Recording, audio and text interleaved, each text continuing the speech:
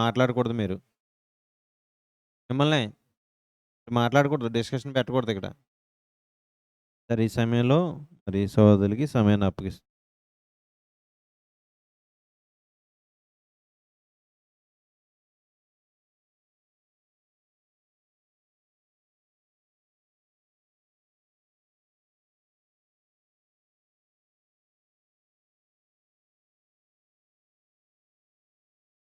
యేసుక్రీస్తు పేరు వచ్చి మీ అందరికీ వందనాలు తెలియజేస్తున్నాను.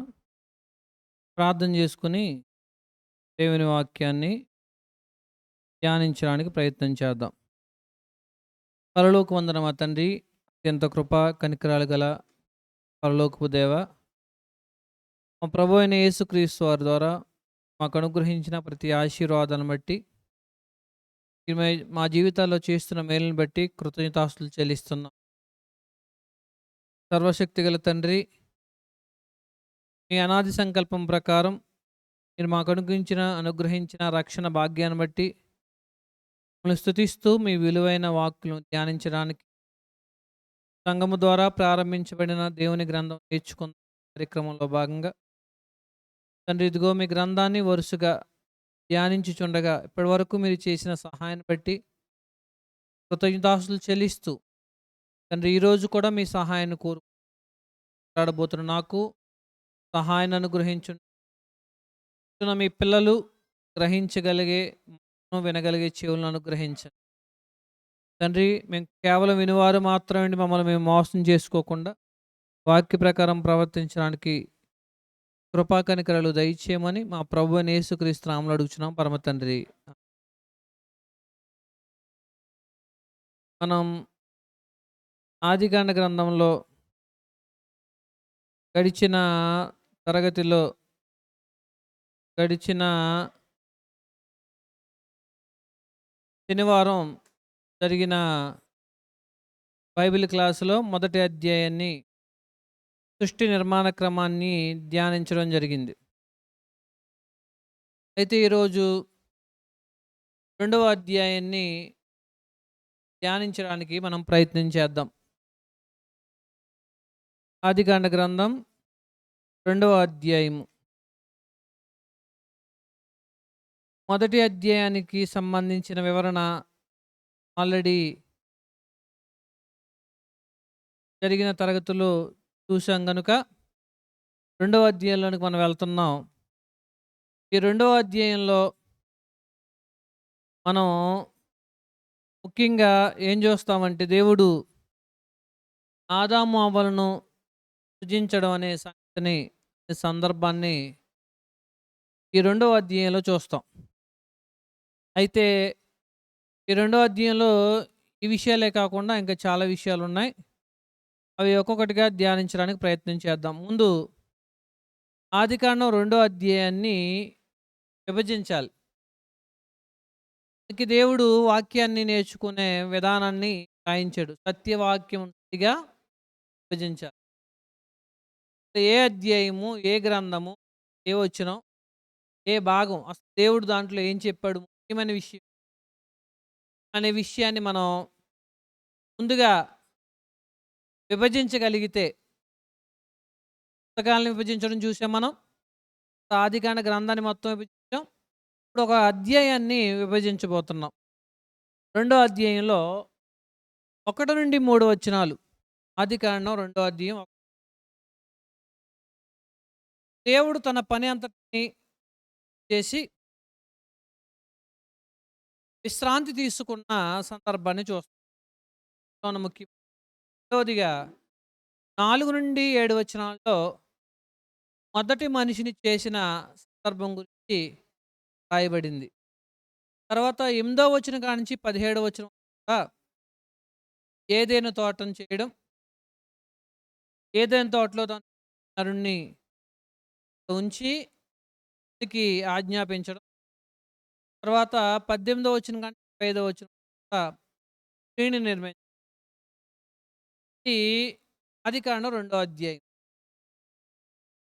మొదటగా ఆదికాండం రెండో అధ్యాయంలో ఉన్న మెయిను 4 విషయాలు. అంటే ఏడవ దినం 6 నుంచి 7 గురించి, ఏదైనా తోట వర్ణన, దేవుడు ఆదాముకి ఇచ్చిన తర్వాత ఈ 4 విషయాలు కూడా రెండో అధ్యాయంలో మనం అయితే రెండో అధ్యాయం ప్రారంభ వచనాల్లో మొదటి భాగం, రెండో అధ్యాయం 1 నుంచి వచనాల్లో ఏం రాయబడిందో, ఆదికాండం రెండో అధ్యాయం 1, 2, 3.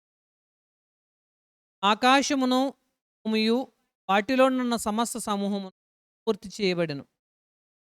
దేవుడు తాను చేసిన తన పని 7వ దినములోగా సంపూర్తి చేసి, తాను చేసి తన పని అంతటి నుండి 7వ దినమున కాబట్టి దేవుడు ఆ 7వ దినమును ఆశీర్వదించి పరిశుద్ధపరిచెను.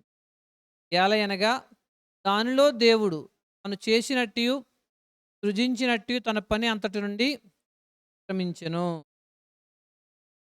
కాబట్టి మనం గుర్తుపెట్టుకోవాల్సిన విషయం ఏ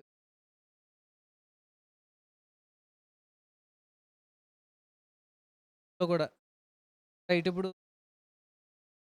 3 వచనాల్లో ఉన్నాయి.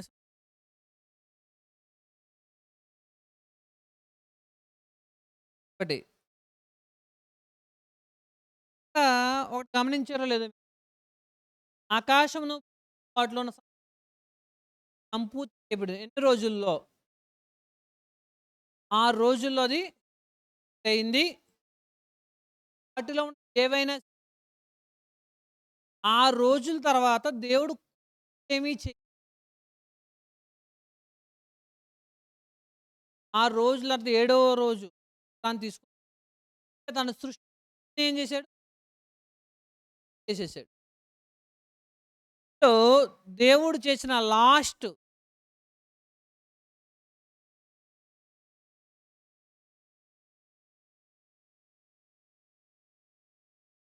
ఏంటి?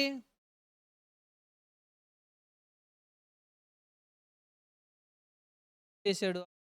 లాస్ట్‌లో ఎవరు? క్లీన్ చేసి లేకపోతే లేకపోతే ఇదిగో ఆ! లాస్ట్ రోజు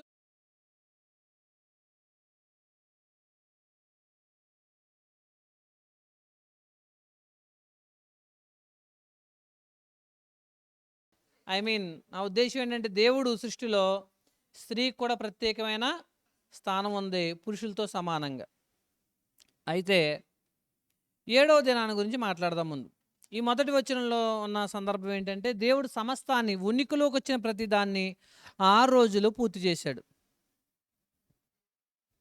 ఓకేనండి. ఇప్పుడు పూర్తి చేసేసాడని చెప్పిన తర్వాత ఆదాముని చేయడం, అవ్వని చేయడం చెప్తున్నాడేంటి? ఆదాము అవ్వని ఎన్నో రోజున చేశాడు? 6 రోజేనా?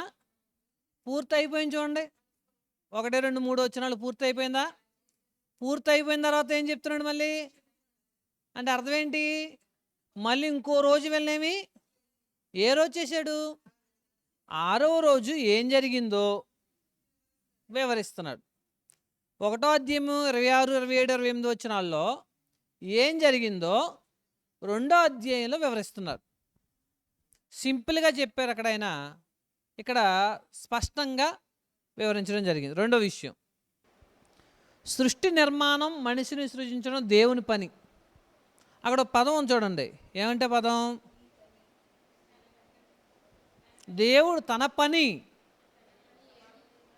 ఈ భూమి, ఆకాశాలు, మనం అనుభవించే ప్రతిదాన్ని చేయడం ఎవరి పని? తినేవి, తాగేవి, ధరించేవి, మనం అనుభవించేవన్నీ మనకివ్వడం ఎవరి పని? మరి మన పని? మనం అనుకుంటున్నాం తినడమే మన పని అనుకుంటున్నాం, బతకడమే మన పని అనుకుంటున్నాం. కానీ అది దేవుడు ఒక ఉద్దేశంతో మనిషిని చేశాడు. మనం దేవుని పని చేయడం మన పని. దేవుని కోసం బ్రతకడం, దేవుని గురించి ఆలోచించడం, దేవుని స్తుతించడం, దేవుణ్ణి ప్రకటించడం, ఇది మన పని. మనకి అవసరమైన ప్రతిదాన్ని చేసిన ఆయన అది నా పని అనుకున్నాడు. దేవుణ్ణి స్తుతించడం, గణపరచడం, దేవుని కోసం సమయం కేటాయించడం, దేవుని మహింపరచడం, ఇది ఎవరి పని? మన పని. మూడో విషయం, మొత్తం ఎన్ని రోజులు? 7 రోజులు. మొత్తం ఎన్ని రోజులు? 7 రోజులు. ఇక్కడ విషయం ఏంటంటే, ఇది ప్రపంచంలో ఎవరు కనిపెట్టారు? ఇన్ని రోజులు చూసారా, దేవుడు మాత్రమే. చూడండి, బైబిల్లో ఏదుందో అదే ఈ ప్రపంచంలో ఉంది. ఇన్ని రోజులు, 7 రోజులు. ఇప్పుడు కూడా వారానికి 7 రోజులు. 8 రోజులు ఏమైనా ఉన్నాయా ఎక్కడన్నా? ఒకవేళ ఉంటే మనం అనవచ్చు బైబిల్లో ఇదిగో వ్యతిరేకంగా ఉందని. బైబిల్లో ఏదుందో అదే మన దగ్గర చూస్తున్నాం, అదే జరుగుతుంది కూడా. ఈ కాలాలు ఎన్ని రోజులు ఉండాలి, నెలలేంటి, సమయాలేంటి, సీజన్స్ ఏంటి అన్నీ కూడా. నెక్స్ట్ 7వ రోజు దేవుడు ఏం చేశాడంటే రాయబడింది చూడండి. 7 దినముల్లోగా తన పని అంతటిని సంపూర్తి చేసి 7వ దినాన్న విశ్రాంతి తీసుకున్నాడు. దాన్ని హెబ్రీ భాషలో సబ్బాతు అంటారు. ఏమంటారు? సబ్బాతు. విశ్రాంతి దినము అంటే అర్థం ఏంటంటే, పనిని నిలుపుదల చేయడం, విశ్రాంతి తీసుకోవడం. తాను చేసిన క్రియేటివ్ వర్క్ అంతా, తను సృజించిన పని అంత నుంచి దేవుడు ఆపేశాడు. దాని తర్వాత కొత్తగా చేసే పని ఏమీ దేవుడు తీసుకోలేదు. ఈ సృష్టిలో మనిషి ఉనికికి అవసరమైన ప్రతిదానిని దేవుడు చేశాడు 6 రోజులు. తర్వాత విశ్రాంతి తీసుకున్నాడు. ఇక్కడ మనం గుర్తుపెట్టుకోవాల్సింది ఏంటంటే, విశ్రాంతి అలిసిపోయి తీసుకోలేదు. అలిసిపోయి తీసుకోలేదు. కొంతమంది అనుకుంటారు దేవుడు అలసిపోయాడేమో అని. ఆయన అలయుడు, సొమ్మసిల్లడు. ఎవరైనా అలయుడు, సొమ్మసిల్లడు. మరి ఎందుకు విశ్రాంతి తీసుకున్నాడు? విశ్రాంతి తీసుకోవాలంటే 2 విషయాలు జరగాలి. ఒకటి, అలిసిపోవాలి పనిలో, లేదా పని అయిపోవాలి. ఇప్పుడు దేవుడు ఎందుకు విశ్రాంతి తీసుకున్నాడు? పని చెప్పాడు, పని అయిపోయింది, ఇంకా పని చేయవలసిన అవసరం లేదు. విశ్రాంతి తీసుకోవాలి అంటే అయితే ఏం జరగాలి? పని చేసేటప్పుడు అలసిపోవాలి, లేదా అనుకున్న పని అయిపోవాలి. దేవుడు విశ్రాంతి తీసుకోవడానికి కారణం ఏంటి? తను ఏదైతే చేయాలనుకున్నాడో ఆ పని అంతటినీ పూర్తి చేశాడు. కాబట్టి పనిని ఆపేసి విశ్రాంతి తీసుకున్నాడు. అయితే మనుషులుగా మనం కూడా దేవుని కాలమానాన్ని, దేవుడి విధానాన్ని అనుసరించాలి. అందుకే ఇశ్రాయేలుకి తర్వాత ఆజ్ఞాపిస్తూ 7వ దినాన్న విశ్రాంతి తీసుకోవాలని ప్రత్యేకమైన ఆజ్ఞ ఇచ్చాడు. అక్కడ పదం చూడండి, 2వ అధ్యాయము ఆదికాండం 3వ వచనం. కాబట్టి దేవుడు ఆ 7వ దినమును ఆశీర్వదించి పరిశుద్ధపరిచెను. ఎలయనగా దానిలో దేవుడు తాను చేసినట్టు సృజించినట్టు తన పని అంతటి నుండి విశ్రమించెను. చూడండి, దేవుడు పరిశుద్ధపరిచాడంట. ప్రతిరోజుని ఆశీర్వదించాడు. ప్రతిరోజుకి ఒక ప్రత్యేకమైన పని జరిగింది. అయితే 7వ దినానికి ఒక ప్రత్యేకత ఉంది. దాన్ని ఏం చేశాడు? పరిశుద్ధపరచడం అంటే ప్రత్యేకపరచడం. ఇది మిగిలిన రోజుల వంటిది కాదు. మిగిలిన రోజుల వంటిది కాదు. ఎందుకు ప్రత్యేకత? ఆ రోజులు పూర్తి చేసిన దేవుడు 7వ దినాన విశ్రాంతి తీసుకున్నాడు. 7వ రోజు విశ్రాంతి దినము. విశ్రాంతి తీసుకోవడం, విశ్రాంతి దినాన్ని గురించి ఎవరు మాట్లాడినా దేవుడు సృష్టిని చేశాడని, ఆ చేసిన దేవుడు తన పని అంతటిని పూర్తి చేశాడని అంగీకరించడం విశ్రాంతి దినం అంటే. మీరు వారం రోజులు పని చేసి 7వ రోజు విశ్రాంతి తీసుకుంటే ఏంటి అర్థం? దేవుడు ఉన్నాడు, ఆయన సృష్టిని చేశాడు, సృష్టిని చేసిన ఆయన 6 రోజులు పనిచేశాడు, 7వ రోజు ఇప్పుడు ఎవరిని జ్ఞాపకం చేసుకోవడం? దేవుని జ్ఞాపకం చేసుకోవడం. ఇక్కడ జరగవలసిన విషయం అది. చూడండి, దేవుడు సిగ్నేచర్, దేవుడు సంతకం ఉంది ఇక్కడ. ఇవన్నీ దేవుడు చేశాడు అనడానికి వారం రోజులు, ఆ రోజుల్లో 7వ రోజు ఏం పెట్టాడు? విశ్రాంతి దినాన్ని. ఇప్పుడు విశ్రాంతి దినం అసలు హాలిడే అనేది ఎక్కడి నుంచి వచ్చింది? అలా సెర్చ్ చేసుకుంటూ వెళ్ళిపోతే మనుషులు ఏ కథలు చెప్తారు, మనుషులు ఆయన కనిపెట్టాడు ఈయన కనిపెట్టాడు అని. కాదు, అసలు మొట్టమొదటి విశ్రాంతి దినానికి మూలం ఎక్కడి నుంచి వచ్చింది అంటే, ఎక్కడి నుంచి వచ్చింది?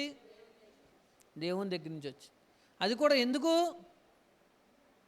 6 రోజులు నేను మీ పని అంతటిని చేశాను, మీకోసం అవసరమైంది, 7వ దినాన పూర్తి చేసి విశ్రాంతి తీసుకున్నాను.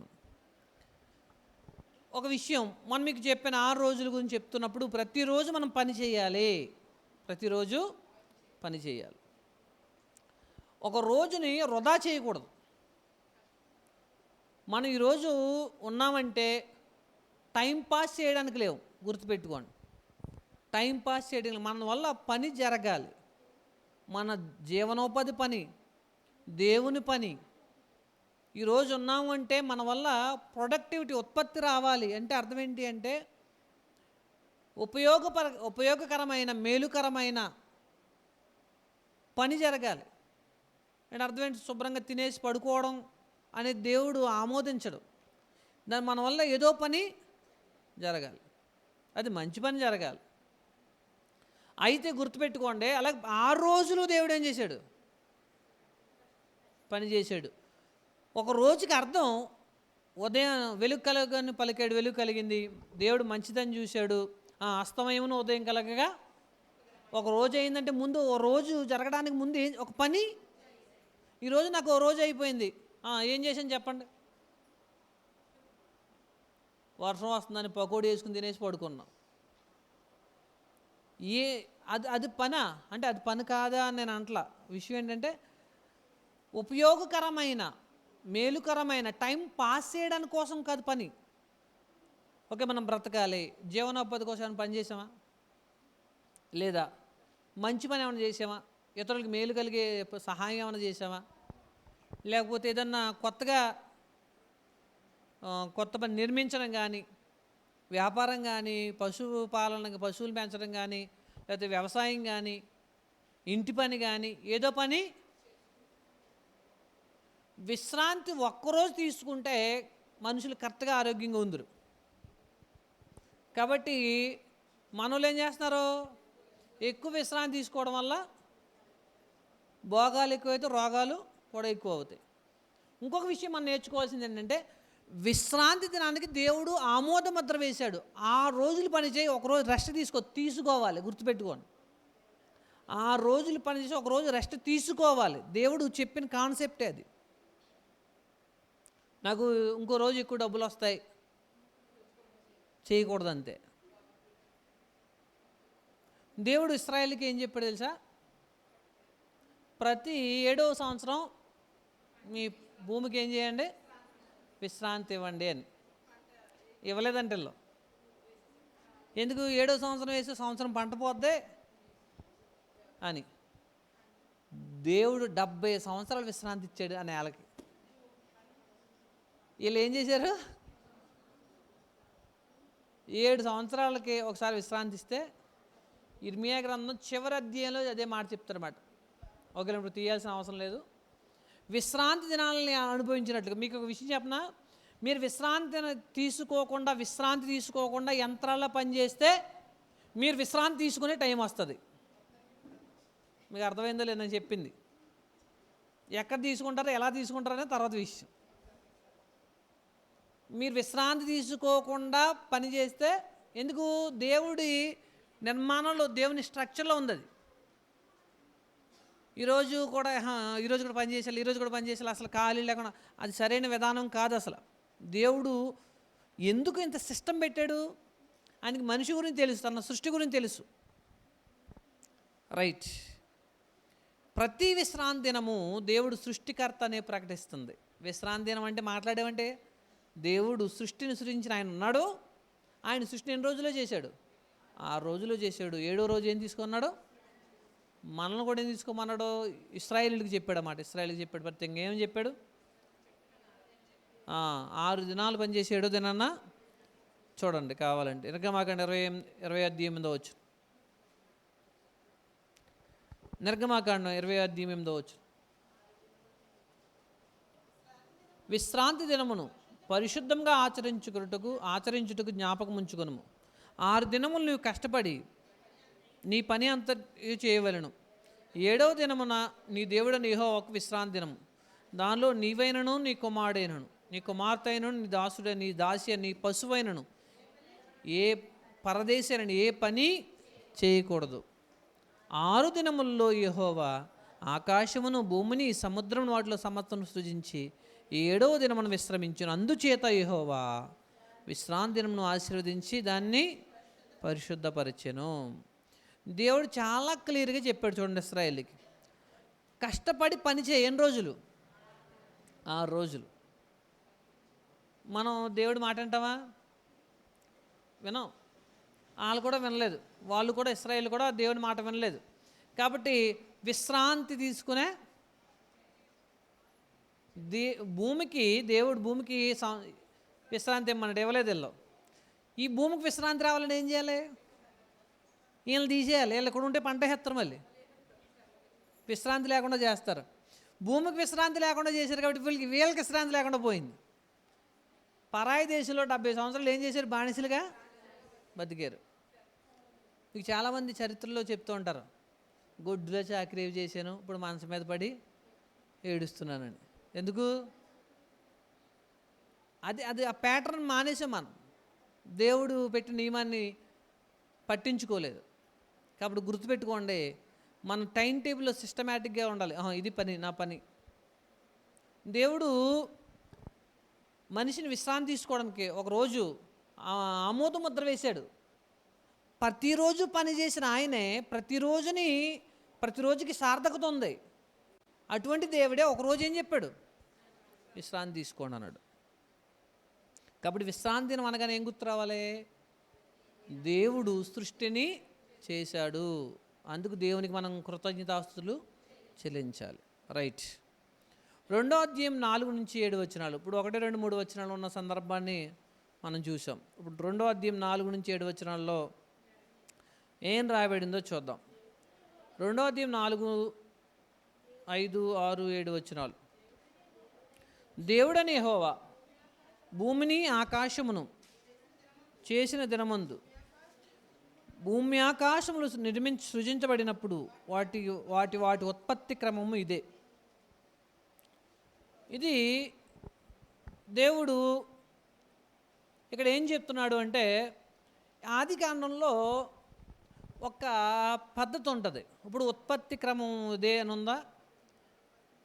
భూమి ఆకాశంలో సృజించబడిన వాటి ఉత్పత్తి క్రమము ఇదే. ఇంగ్లీష్లో జనరేషన్స్ అంటారు. ఇప్పుడు ఒకసారి మీరు చూడండి. ఇప్పుడు 2వ 4వ వచనంలో ఏం రాయబడింది చూడండి. ఇంగ్లీష్లో చదువుతుంది. These are the generations of the heavens and of the earth. తెలుగులో ఉత్పత్తి క్రమము. జనరేషన్స్ అంటే వంశావళులు. ఎలా? ఒకరి తర్వాత ఒకరు వచ్చారు.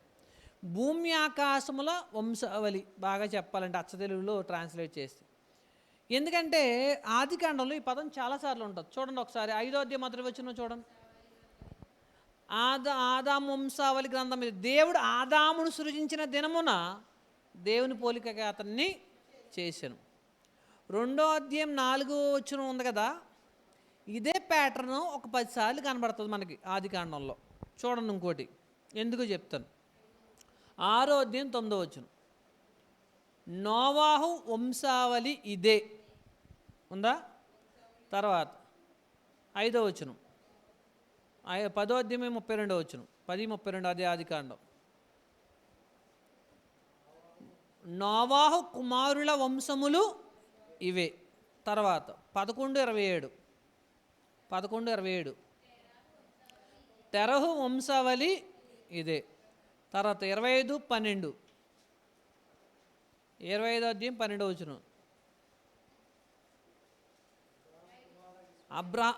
అబ్రహామునకు కనిన అబ్రాహాము కుమారుడు ఇస్మాయేలు వంశావళి ఇదే. 25:19 చూడండి, 19వ వచనం. ఇస్సాకు వంశావళి ఇదే. తర్వాత 36:1 ఏదోమను ఏసావు వంశావళి ఇదే. తర్వాత 37:2 యాకోబు వంశావళి ఇది. చూసారా? ఇదే ప్యాటర్న్. ఇప్పుడు 2 అధ్యాయం 4వ వచనంలో కూడా ఈ భూమి ఆకాశములు వంశావళి భూమి ఆకాశాలు ఎలా వచ్చాయి ఆ డేటా 1వ అధ్యాయం నుంచి చెప్పుకుంటూ వచ్చాడు కదా. ఇది ఏంటిది? భూమి ఆకాశముల వంశావళి అంటే అర్థం ఏంటి? అవి ఎవరు ఎలా వచ్చారు, ఏ విధంగా వాళ్ళు పుట్టు పూర్వత్రాలు ఏంటి, అదే వంశావళి అంటే. భూమి ఆకాశంలో వంశావళి చూసాం మనం. అక్కడి నుంచి 1వ అధ్యాయం దగ్గర నుంచి 1వ అధ్యాయం దగ్గర నుంచి భూమి ఆకాశం ఎలా సృజించబడ్డాయి. ఇప్పుడు యాకోబు వంశావళి అంటే అర్థం ఏంటి? యాకోబు నుంచే పిల్లలు ఎలా వచ్చారు అండి. అదేవిధంగా భూమి ఆకాశముల తరాలు ఉత్పత్తి క్రమం అంటే అవి ఎలా సృజించబడ్డాయి. సో ఇదే పాయింట్, ఇదే అని మీకు ఆదికాండం పరిచయం చెప్పినప్పుడు కూడా చెప్పాను వంశావళి గురించి. రైట్. ఇప్పుడు విషయం ఏంటి అంటే, తర్వాత ఉత్పత్తి క్రమం ఇదే అని చెప్పిన తర్వాత ఒక విషయం గురించి మాట్లాడుతున్నాడు. ఏంటో చూడండి. ప్రారంభంలో ఉన్న అక్కడ ఉన్న వాతావరణం, భూమి మీద ఉన్న వాతావరణం, అది వరకు పొలమందలు ఏ పొదయు భూమి మీద నుండలేదు, పొలమందలు ఏ చెట్టును మొలవలేదు. ఏలైనగా దేవుడని యెహోవా భూమి మీద వాన కురిపించలేదు, నేలను సేద్యపరచుటకు నరుడు లేడు. పొలమందలి పొదలు లేవు, చెట్టులు లేవు, వాన కురవలేదు, నరుడు లేడు. ఎన్నో రోజుకి? 6వ రోజుకి. అంటే మనం దీన్ని ఎక్కడో ఎలా చూడకూడదు. సృష్టించేసిన తర్వాత చాలా సంవత్సరాలు అయిపోయిన దాని గురించి మాట్లాడట్లా. ఇప్పుడు 2వ అధ్యాయాన్ని కొంతమంది అపార్థం చేసుకున్నారు. 2వ అధ్యాయంలో మరొక సృష్టి గురించి చెప్తున్నాడేమో అనుకున్నారు, సరైన అవగాహన లేక. ఇక్కడ ఏం చెప్తున్నాడంటే 6వ రోజుకి ముందున్న పరిస్థితులు చూడండి. ప్రారంభంలో ఏమీ లేవు. అయితే దేవుడు ఏం చేశాడు? ప్రారంభం నుంచి ఇవన్నీ సృష్టించుకుంటూ వచ్చాడు. పర్టికులర్గా భూమి మీద సంబంధించి వెజిటేషన్ అంటారు, మొక్కలు. ఈ మొక్కల గురించి ఏంటి, ఈ కథ అంతా ఏంటి అంటే, ఇక్కడ ఒక వ్యక్తి కీలకంగా ఉన్నాడు, ఆయన కేంద్రంగా చెప్తున్నాడు. మీకు ఆదికాండం 2వ వచనం, 1వ అధ్యాయం 2వ వచనంలో చూడండి. 2వ వచనం మనం మొన్న వారం అంతా దీని గురించి ఎక్కువగా ఆలోచించాం. ఏంటది? భూమి నిరాకారముగాను శూన్యముగాను చీకటి అగాధ జలములపై కమ్మి ఉండును, దేవుని ఆత్మ జలములపై అల్లాడుచుండు. సో దీనిని దేవుడు నిరాకారంగా ఉన్న శూన్యంగా ఉన్న భూమిని చీకటి అగాధ జలములపై కప్పబడిన పరిస్థితుల్లో దేవుని ఆత్మ ఏం చేశాడు అనేదే మనం చూసాం. నిరాకారం ఆకారంగా మార్చబడింది, శూన్యము నింపబడింది, చీకటి వెలుగుగా మార్చబడింది. దేవుని ఆత్మ అక్కడ పనిచేసినట్టుగా మనం చూసాం. ఇప్పుడు దేవుడు ఒక విషయం చెప్పేటప్పుడు పూర్వ పరిస్థితి చెప్తున్నాడు. ముందు లేవు. చూడండి, ఈ అన్ని నెగిటివ్ విషయాలు చూడండి. లేదు, లేదు, లేడు. ఏం లేదు? పొదలో చెట్లు ఏమీ లేవు, వాన లేదు, నరుడు లేడు. ఇది 2వ అధ్యాయం 5వ వచనంలో ఏం లేవో చెప్తూ అవి ఎలా వచ్చాయో దానికి పరిష్కారం చెప్తున్నాడు. 1వ అధ్యాయం 2వ వచనంలో సమస్య చెప్పి పరిష్కారాలు చెప్పాడు ఆ అధ్యాయం అంతా. ఇక్కడ 2వ అధ్యాయం 5వ వచనంలో ఏం లేవో చెప్తూ వాటికి పరిష్కారాలు చెప్పుకుంటూ వస్తున్నాడు. ఇప్పుడు ఏం లేవు? వాన కురిపించలేదు కాబట్టి ఏమొచ్చిందంట? 6వ వచనం, ఆవిరి భూమి నుండి లేచి నేల అంతటిని తడిపెను. ఇది ప్రారంభంలో భూమి యొక్క పరిస్థితి. ఓకే, ఇప్పుడు భూమి యొక్క పరిస్థితి అంటే ఎప్పటి నుంచి మనం ఆలోచించాలి అంటే, 1వ అధ్యాయం 3వ దినాన ఏం జరిగింది? జలములు వేరు చేయబడిన తర్వాత ఆరిన నేల కనబడింది. ఆరిన నేల కనబడిన తర్వాత భూమి ఏర్పడింది. భూమి ఏర్పడిన తర్వాత మొక్కలు మొలిచాయి. తర్వాత చివరికి ఇప్పుడు చూడండి, ఇక్కడ కావాల్సినవి ఏంటి? మొక్కలు చెట్లు లేవంట. 3వ దినాన్ని వచ్చేయలేవా? వచ్చాయి. ఇప్పుడు ఆరిన నేల కనబడింది కదా, ఆరిన నేల కనబడింది. అక్కడ నీళ్ళేమైపోయినాయి? సెపరేట్ అయిపోయినాయి. ఆరిన నేల ఉంది. ఆరిన నేల ఉన్నప్పుడు పరిస్థితి ఏంటంటే అక్కడ ఏం లేదు, మొక్కలు మొలిచే అనుకూలమైన పరిస్థితులు లేవు. నేల ఏమైంది?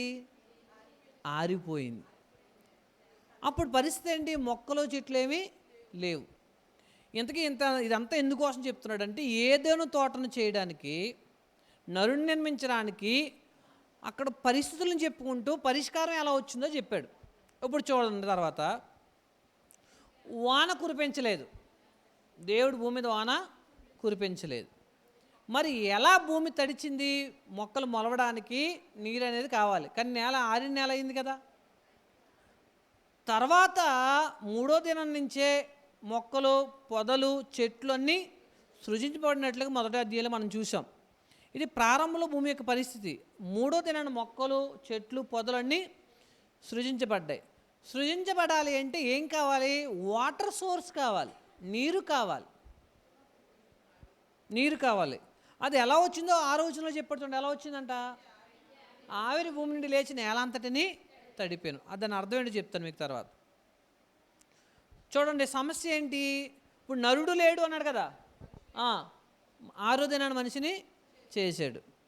తర్వాత ఇప్పుడు 2వ అధ్యాయము 5, 6 వచనాల్లో ఈ భూమి మీద దేవుని సంకల్పం, దేవుని చిత్తం నెరవేరాలి అంటే మనిషి యొక్క ఆవశ్యకతని, మనిషే లేడు, దేవుడు ఇవన్నీ చేస్తున్నాడు.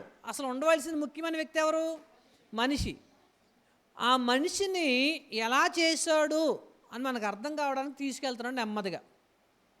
6వ దినాన మనిషిని చేసే పరిస్థితి, మనిషిని చేయవలసిన ఆవశ్యకతని మరొక కోణంలో చెబుతూ నరుని యొక్క ఆవశ్యకత. అందుకే చూడండి, నేలను సేద్యపరిచుటకు నరుడు లేడు అంటే 6వ దినాన ఆదాము సృజింపబడనప్పటి పరిస్థితి.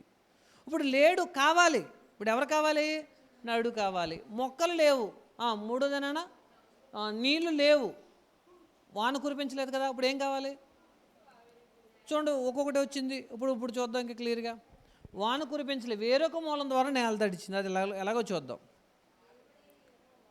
ఇప్పుడు 2వ అధ్యాయం 6వ వచనంలో ఒక ట్రాన్స్లేషన్ ఏం చెప్తుందంటే, ఆవిరి అంటే ఏం చెప్పండి? ఆవిరి అంటే అయితే ఆవిరి భూమి నుండి లేచి నేల అంతటిని తడిపాను అంటే అర్థం ఏంటి? ఆవిరి అంటే ఏం చెప్పండి? మీకు తెలిసింది ఆవిరి? నేలను తడుపుతుంది ఆవిరి.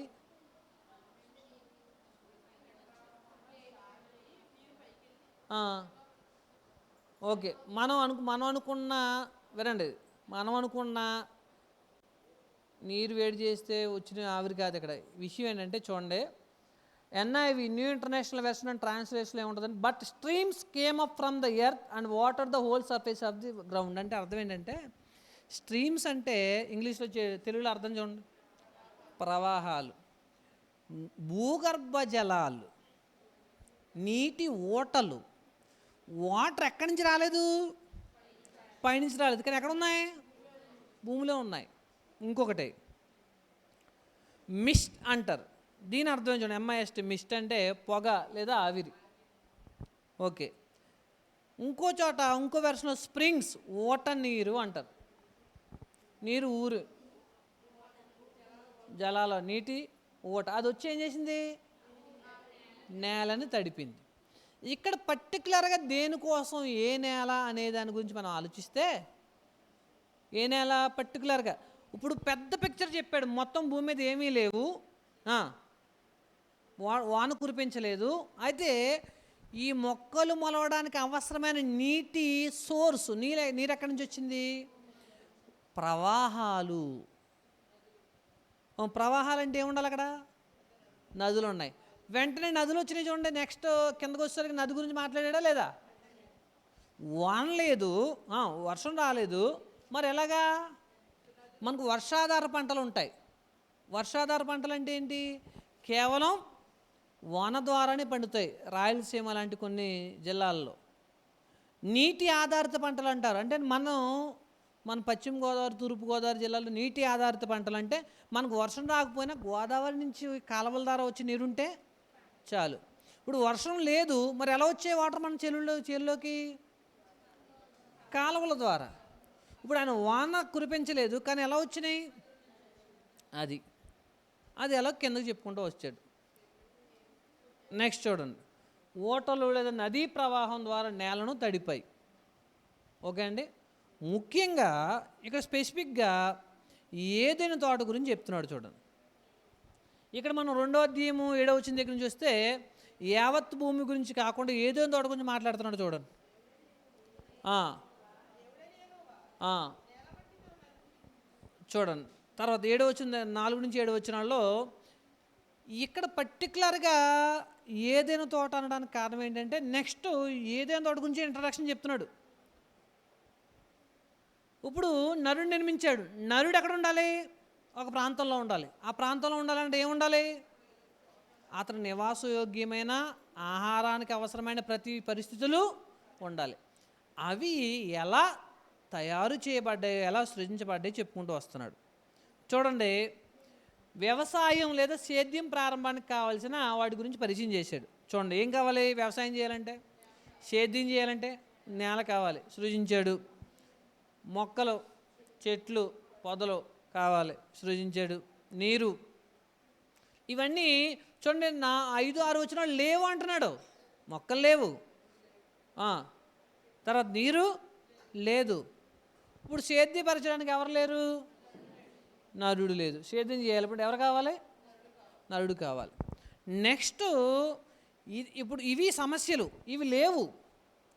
ఇవి ఎలా వచ్చినాయో చెప్తున్నాడు చూడండి. నెక్స్ట్ 7వ వచనంలో ఇప్పుడు సేద్యం చేయడానికి ఎవరు కావాలి? నరుడిని చేశాడు. తర్వాత ఏం చేశాడు చూడండి, ఆ తోటలో చెట్లు వేసాడా? 8వ వచనం. 10వ వచనంలో చూడండి, నీరు ఎక్కడి నుంచి వచ్చిందో చెప్తున్నాడు. 10వ వచనంలో చదవండి. తోటను తడుపుటకు అది ఏదోలు నది నీరు ఎక్కడి నుంచి వచ్చిందో చెప్పాడు. తర్వాత 15వ వచనం. తాను చేసిన నరుని తీసుకొని సేద్యపరచుటకు, దాన్ని కాచుటకు దాంట్లో ఉంచాడు. ఇప్పుడు సేద్యం చేయడానికి నరుడు కావాలి, చేశాడు. అతను బ్రతకడానికి కావాల్సిన ఆహారం ఇచ్చేవేంటి? అప్పుడు మొక్కలు, అవన్నీ సృజించాడు. దానికి ఏం కావాలి? నీరు కావాలి. తర్వాత ఇప్పుడు ఇదంతా ఎందుకు చెప్తున్నానంటే 2వ అధ్యాయము 4 నుంచి 7 వచనాల్లో ఉన్న సమస్యలు, ఏది లేదు అంటున్నాడో అవి ఎలా వచ్చినాయి చెప్తున్నాడు. ఇది ముఖ్యంగా యావత్ భూమి గురించే కాకుండా పర్టికులర్గా దేని గురించి అంటే ఏదైనా తోట గురించి. మొట్టమొదటి నరుణ్ణి ఏ ప్రాంతంలో ఉంచాడో ఆ ప్రాంతాన్ని మీద ఫోకస్ చేసి చెప్తున్నాడు.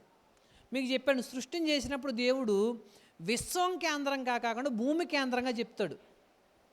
ఇక్కడ కూడా 2వ అధ్యాయంలో మొత్తం భూమి కేంద్రంగా కాకుండా మెయిన్ అయిన ఉద్దేశం ఏంటంటే ఏదైనా తోటలో ఏం జరిగింది, ఏదైనా తోటల్లో అవి ఎలా నిర్మించబడ్డాయి, ఎలా సృజించబడ్డాయి, అక్కడ నీరు ఎలా వచ్చింది అని చెప్పడం ఈ విభాగం యొక్క ఉద్దేశం.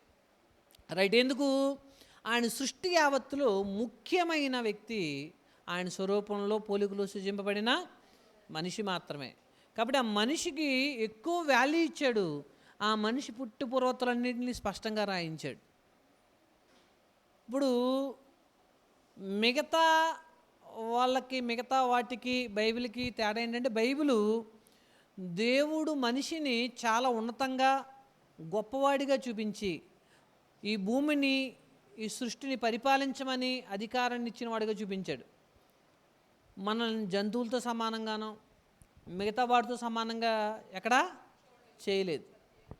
ఇంకా చూడండి, ఇప్పుడు 4, 5, 6 వచనాలు అయిపోయినాయి మనకి. 7వ వచనంలో ఇప్పుడు నరుడిని ఎలా చేశాడో చూద్దాం. 2వ అధ్యాయం 7వ వచనం. దేవుడని యెహోవా నేలమంటితో నరుడిని నిర్మించి వారి నాసికారంధ్రంలో జీవవాయువును ఊదగా నరుడు జీవాత్మ ఆయను. ఇప్పుడు 1వ అధ్యాయం 26వ వచనంలో 1వ అధ్యాయం 26వ వచనంలో దేవుడు మన స్వరూపమందు మన పోలిక చొప్పున నరులను చేయుదుము. 2వ అధ్యాయం 7వ వచనంలో నేలమంటితో నరుణ్ణి నిర్మించి. రెండిట్లకి తేడా ఏమైనా కనబడింది మీకు?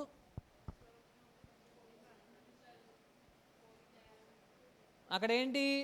నిర్మించి, ఇక్కడ నరులను చేయుదుము. ఇంకా దానికి దీనికి తేడా ఏంటి? మన స్వరూపమందు మన పోలిక చొప్పున. మరి ఇక్కడ చేసింది ఏంటి? ఇప్పుడు నేను స్ట్రైట్ క్వశ్చన్ అడుగుతాను, చెప్పండి. దేవుడు తన పోలిక చొప్పున తన స్వరూపం చొప్పున నరులను చేద్దాం అనుకున్నాడు. ఓకే. 7వ వచనంలో, 2వ వచనంలో నేల మట్టితో నరుణ్ణి చేశాడు. అంటే ఇప్పుడు నేల మట్టితో చేసిన ఈ ఆకారానికి దేవుని స్వరూపం పోలికున్నాయా? ఈ మట్టి దేహానికి దేవుని స్వరూపం పోలిక ఉంటాయా? మట్టి దేహానికి ఉండవు కదా. ఆల్రెడీ ఏం లేదు, ఇంకా ఆత్మనే జీవవాయువుని వదలేదు, మట్టిని చేశాడు. ఈ మట్టి నుంచి వచ్చిన నిర్మాణానికి, చేసిన నిర్మాణానికి అంటే ఎందుకు ఈ మాట చెప్తున్నానంటే ఒక స్పష్టత కోసం. ఇప్పుడు దేవుడికి అంటే ఇప్పుడు ఆదాముకి 2 కాళ్ళు ఉన్నాయి అంటే అర్థం ఏంటి? దేవుడికి కూడా 2 కాళ్ళు ఉంటాయనా? 2 చేతులు ఉన్నాయి, దేవుడికి కూడా ఉంటాయనా? ఏమిటండి అలా ఏమనుకోకూడదు? ఉంటాయని ఎందుకు అనుకోకూడదు మనం? ఇప్పుడు ఉండవు అని నేను అంటున్నాను. ఎందుకు ఉండవు? ఉంటాయేమో కాదు మీరు అనొచ్చు కదా. ఎందుకు అనలేమంటే నెక్స్ట్ అవ్వను కూడా చేసాడు. మరి ఆవిడెవరు? స్త్రీ. ఇప్పుడు ఆదాముని దేవుని పోలిక, ఆదాము యొక్క ఆకారాన్ని దేవుని పోలిక స్వరూపం అంటే అవ్వను కూడా ఏమంటాం? దేవుని పోలిక స్వరూపం. అంటే దేవుడు స్త్రీగాను పురుషుడిగాను ఉన్నాడనా? దేవుడికి లింగం ఉంటుందా? లింగభేదం అంటూ ఏమీ ఉండదు కదా. అంటే ఈ దేహానికి సంబంధించి ఆయన పదం వాళ్ళ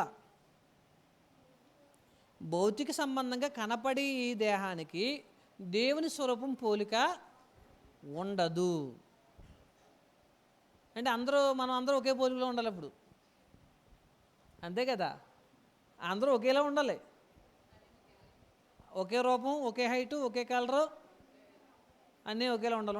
ఉండరామా మనం? ఇవి డిఫరెంట్ పరిస్థితి. ఏంటంటే దేహానికి దేవుని స్వరూపం పోలికుంటుంది. మరి దేనికి ఉంటుంది చూద్దాం. దేనికి ఉంటుంది అంటే ముందుగా కొత్త నిబంధనలోకి వద్దాం ఒకసారి. 1 కొరింథీ 15:45 వచనం. 2:7 ఏం చదివాం? దేవుడని యెహోవా నేల మట్టితో నరుడు నిర్మించి వాని నాసికారంధ్రంలో జీవవాయువును ఊదగా నరుడు జీవాత్మ ఆయన. నరుని నిర్మించి తర్వాత ఇంకోటి జరిగిన 2 పనులు జరిగాయి అక్కడ. నాసికారంధ్రంలో జీవవాయువును ఊదగా, అది అప్పుడు నరుడు ఏమయ్యాడు? అందుకే చూడండి కొరింథీ పత్రికల్లో 1 Corinthians 15:45 ఆదాము గురించి, ఆదామును మొదటి మనుషుడు జీవించు ప్రాణి ఆయనని. మొదటి ఆదాము జీవించు ప్రాణి, కడపటి ఆదాము జీవింపజేయు ఆత్మ ఆయను. కడపటి ఆదాము ఎవరో తెలుసా? యేసుక్రీస్తు వారు. ఈయన యేసుక్రీస్తు వారు జీవాన్ని ఇచ్చేవాడు, కానీ ఆదాము జీవించగలిగేవాడు అంతే. అతను జీవాన్ని ఇచ్చేవాడు కాదు, కానీ యేసుక్రీస్తు వారు జీవాన్ని ఇచ్చేవాడు. అది చెప్తున్నాడు అనమాట తేడా. రైట్. ఇక్కడ ఇంకో విషయం ఏంటంటే 47వ వచనంలో మొదటి మనుషుడు భూ సంబంధి మంటి నుండి పుట్టినవాడు, రెండో మనుషుడు పరలోకం నుండి వచ్చినవాడు. ఇక్కడ 2 విషయాలు కనబడుతున్నాయి. మట్టి నుండి రావడం, జీవించు ప్రాణి అవ్వడం. ఓకే, ఆదాము గురించి చూద్దాం కాసేపు. ఇక్కడ ఆదాము గురించే. మంటి నుండి చేశాడు దేవుడు, తర్వాత ఇంకోటి జరిగింది ఏంటి? జీవవాయువును ఊదాడు. సో ఇప్పుడు దేనికి దేవుని స్వరూపం పోలిక ఉండదు? ఈ నేల మంటికి దేవుని స్వరూపం పోలిక ఉండదు. మరి దేనికి ఉంటుందంటే, దేనికి ఉంటుంది? దేవుడు మనిషికి ఇచ్చిన ఆత్మకు ఉంటుంది. ఇప్పుడు చూద్దామా? దేవుని పోలిక స్వరూపం కలిగిన ఆత్మ సృజించబడింది. ఆత్మ సృజించబడింది ఏ పోలికలో? దేవుని స్వరూపం పోలిక. మీకు గడిచిన వారంలో లాస్ట్ సెషన్లో చెప్పాను మీకు దేవుని పోలిక స్వరూపం అంటే. దేవుడు పోలిక అంటే వ్యక్తిత్వం, ఆయన స్వభావ లక్షణాలతో కూడిన గుణాలని మనకిచ్చాడు. ఆయన ప్రేమిస్తాడు, మనం కూడా ప్రేమిస్తాం.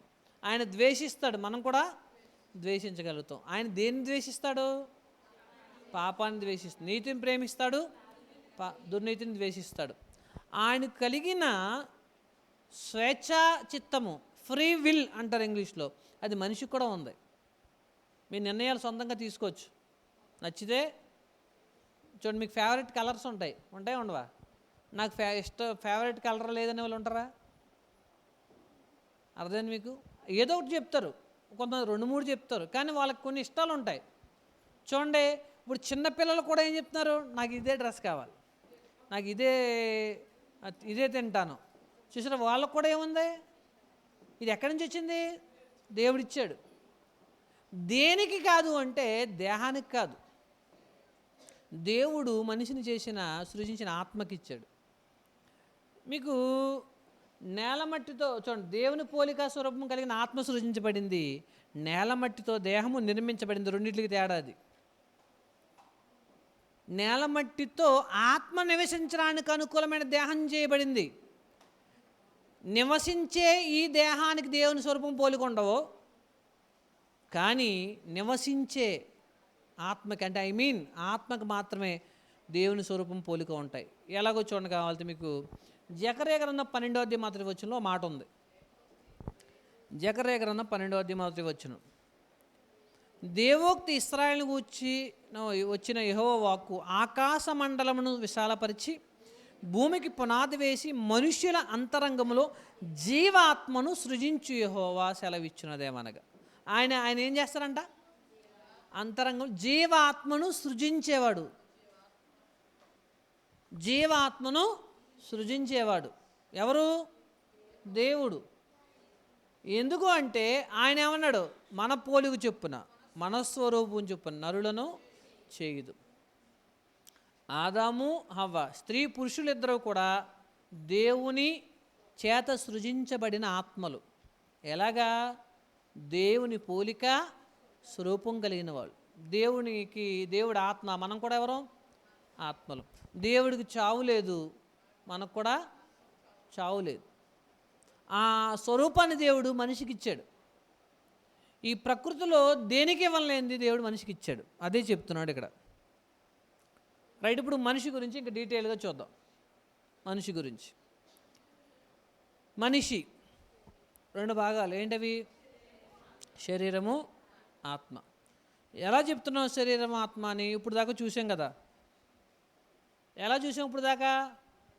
దేవుడు నేలమట్టి నుండి నరుణ్ణి రెండో భాగం జీవవాయువును ఊదాడు. 1 శరీరము, 2 ఆత్మ. కావాలంటే చూడండి, ఇంకా డీటెయిల్గా డివైడ్ చేద్దాం. 1 మనిషి అంటే ఎవరు? శరీరము, ఆత్మ. ఓకే, నెక్స్ట్ ఎలాగ చెప్పగలిగామంటే యోహాను సువార్త 6:63 మనకు బాగా తెలిసిన వచనం. ఆత్మయే జీవింపజేయుచున్నది, శరీరము. 2 విషయాలు ఉన్నాయి అక్కడ. ఆత్మ జీవింపజేసేది ఏంటి? ఆత్మ. శరీరం కేవలం నిష్ప్రయోజనం. ఇక్కడ ఆత్మని శరీరాన్ని 2 డిఫరెంట్ విషయాలను చూసాం మనిషిలో. ఓకే, ఇప్పుడు జాగ్రత్తగా వినండి. ఇప్పుడు మీరు ఆదికాండంలో ఉన్న సంగతులు జాగ్రత్తగా వింటే అసలు పాపం అంటే ఏంటి, పాపం ద్వారా ఏమొచ్చింది, పాపం ద్వారా మనలో ఏ మార్పులు వస్తాయని తెలుస్తుంది. పాపం, అపరాధాల వల్ల, పాపాల వల్ల మీరు చచ్చిన వారై ఉండగా, అవునా? అపరాధాల వల్ల, పాపాల వల్ల మనం చచ్చిన వారై ఎప్పుడు చచ్చాం? శుభ్రంగా నిబ్బరంగా ఉన్నాం, బాడీ అలాగే ఉంది. 2 మరి ఏం చచ్చింది? ఆత్మకి చావుందా? మరి ఆత్మ ఎక్కడ చచ్చింది? ఆత్మ చచ్చిందని మనం చచ్చామే. ఆత్మ చావలేదు, శరీరము చావలేదు, మరి చచ్చిన వారు ఏంటి? అర్థం ఏంటి? ఇప్పుడు అదే చూద్దాం. అది తెలియాలనుకోండి. 2 ఓకే, మనం చనిపోయాము. క్రీస్తు యేసు మూలంగా మనకేం కలిగింది? నూతన జీవం. ఎప్పుడు చచ్చాం, ఎప్పుడు వచ్చింది? అసలు చచ్చిపోయింది ఏంటి? ఇప్పుడు ఆత్మ శరీరం అంటున్నారు. శరీరం కాదు, అదే శరీరంతో బాప్తిసం పొందాం. ఆత్మ ఆత్మ చచ్చిపోద్దా? మరి ఏంటి? ఇప్పుడు ఇది స్పష్టంగా వింటే మనకేం తెలుస్తుందంటే పాపం ఎంత డేంజర్, పాపం వల్ల పరిస్థితులు ఏం జరిగినాయి, యేసుక్రీస్తు వారి ద్వారా ఏం జరిగిందో తెలుస్తుంది. ఓకే, జాగ్రత్తగా వినండి. ఇప్పుడు దేవుడు మనిషిని ఎలా చేశాడు అంటే మెయిన్ 2 పార్ట్స్. ఒకటి ఫిజికల్ బాడీ, 2 స్పిరిచువల్గా ఫిజికల్గా, అంటే కంటికి కనిపించేది. అందుకే చూడండి, ఇంకా బాగా చూస్తే ప్రాణము లేని శరీరం ఎలాగ మృతమే, అలాగే క్రియ లేని విశ్వాసమును మృతం. The body without the spirit is dead. అసలు చావు అంటే ఏంటి? బాడీ ఉంది, ఏం లేదు, స్పిరిట్ ఆత్మ లేదు, దాన్ని ఏమంటాం? చావు అంటాం. జీవం బ్రతికి ఉండడం అంటే ఏంటి? ఈ దేహంలో ఆత్మ ఉంటే అదేంటి? మనం బ్రతుకున్నట్టు. ఇక్కడ కూడా 2 విషయాలు కనపడ్డాయి, బాడీ, స్పిరిట్. ఓకేనా? ఇప్పుడు ఇదంతా ఎందుకు చెప్తున్నానంటే దేవుడు మనిషిని మెయిన్ 2 విషయాల కింద చేశాడు. ఒకటి శరీరము, ఆత్మ. ఓకే, ఈ విషయాల గురించి మనకి స్పష్టంగా తెలియాలి. మనం రక్షణ పొందడంలో ఏ మార్పు వచ్చింది? అదే బాడీ. అప్పటికన్నా కొంచెం ఒళ్ళొచ్చి ఉండొచ్చు, అంతేనా? ఇప్పుడు ఏ మార్పు? బాడీలో ఏమైనా మార్పు వచ్చిందా? పోనీ ఆత్మ అంటున్నాం, ఆత్మలో ఏమైనా మార్పు వచ్చిందా అంటే ఆత్మకి ఏముండదు? చావు ఉండదు. సృజించిన తర్వాత దేవుడు దానికి మనకేముండదు? చావు ఉండదు. మరి ఇక్కడ జరిగిన విషయం ఏంటి? ఆవిడ తెలియాలంటే కొంచెం డీటెయిల్గా ఆలోచించాలి. చూద్దాం. మనిషి అంటే ఇప్పుడు జీవించడం డెఫినేషన్. జీవించడం అంటే అర్థం ఏంటి? శరీరం ఆత్మ కలిసి ఉండడం. మరణించడం అంటే ఆత్మ శరీరం వేరవడం. ఆత్మ శరీరం కలిసి ఉంటే జీవిస్తున్నాం, వేరైతే మరణించేమో అంటే అర్థం అది. మరణానికి బైబిల్ ఇచ్చిన డెఫినేషన్ అది. ఓకే, ఇప్పుడు చూడండి అసలు విషయం. లోకాసువార్త 20:34-38 వచనాల్లో ఒక మాట ఉంది, చూడండి ఒకసారి.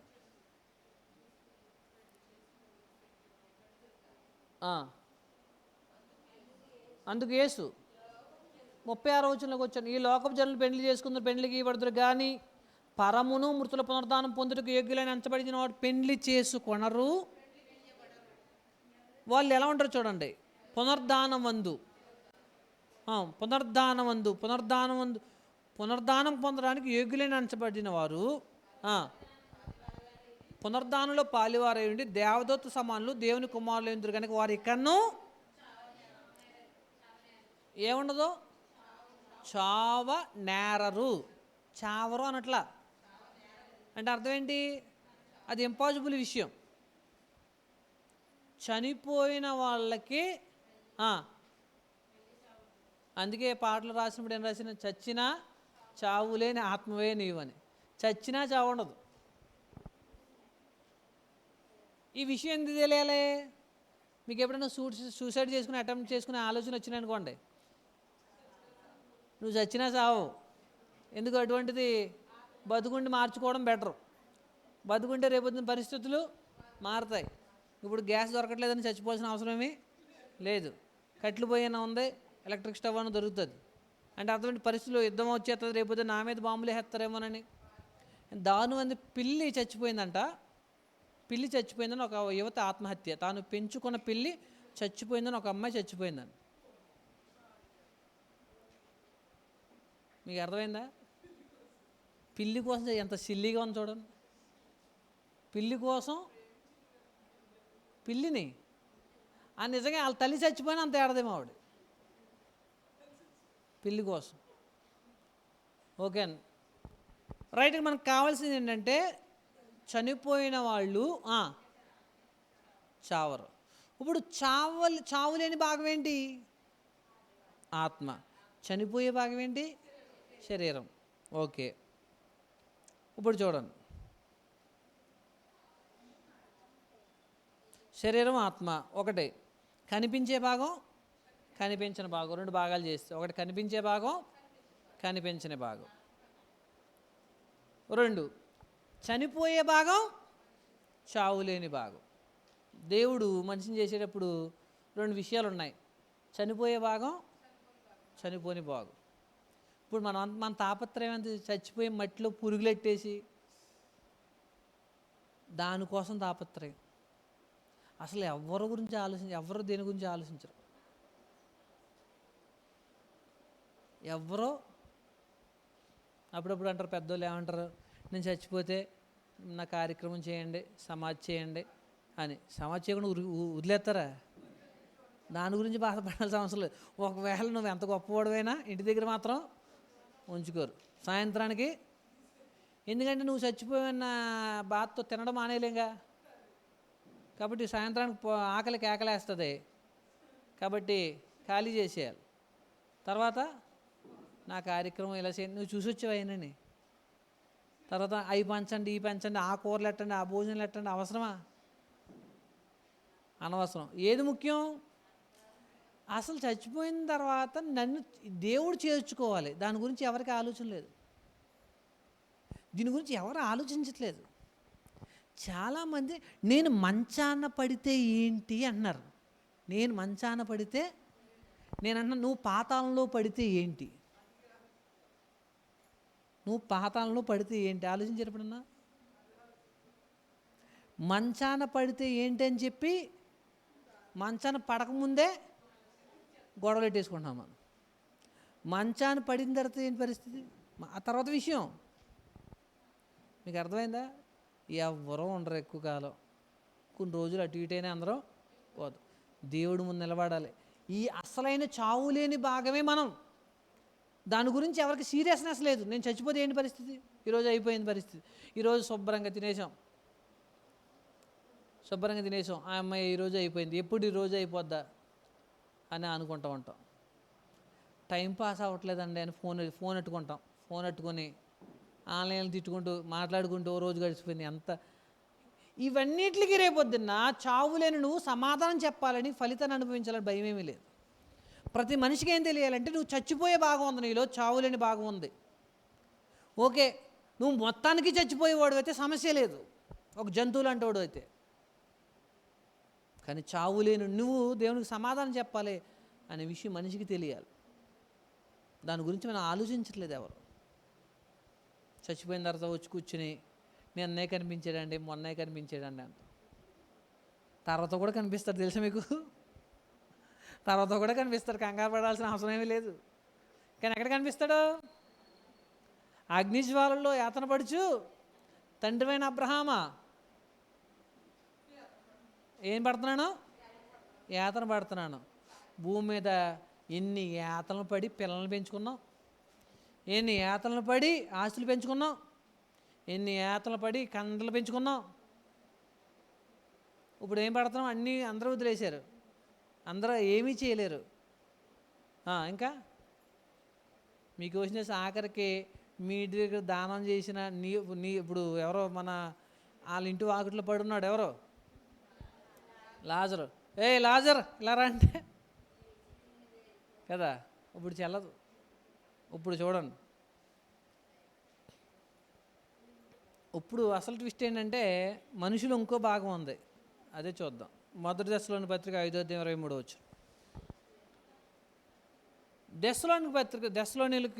దెస్సలోనికలకు పౌలుగా రాసిన మొదటి పత్రిక 5:23 దగ్గర నుంచి చదువుదాం.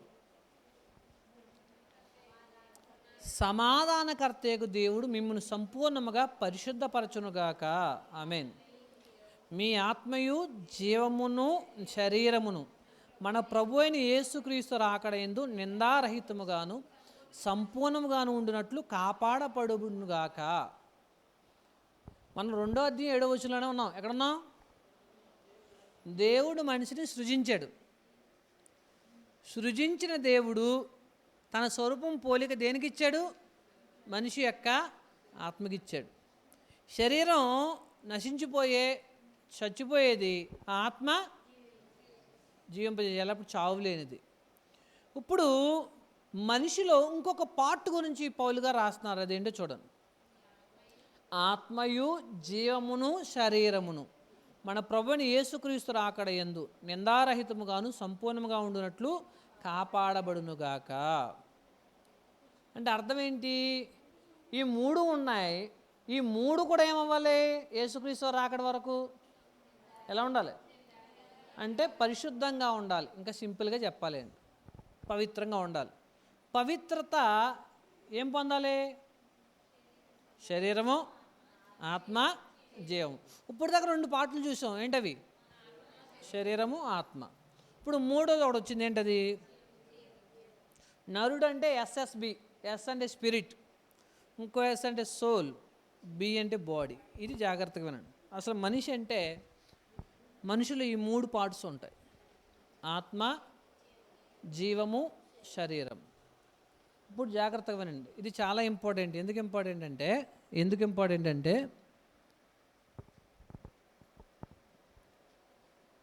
మనం బైబిల్లో రాయబడిన ప్రతి సందర్భాన్ని, అటు పుట్టుక దగ్గర నుంచి చావు తర్వాత జీవితం, ఇవన్నీ మనకు అర్థం కావాలంటే స్పష్టంగా ఈ మూడు విషయాల గురించి తెలియాలి.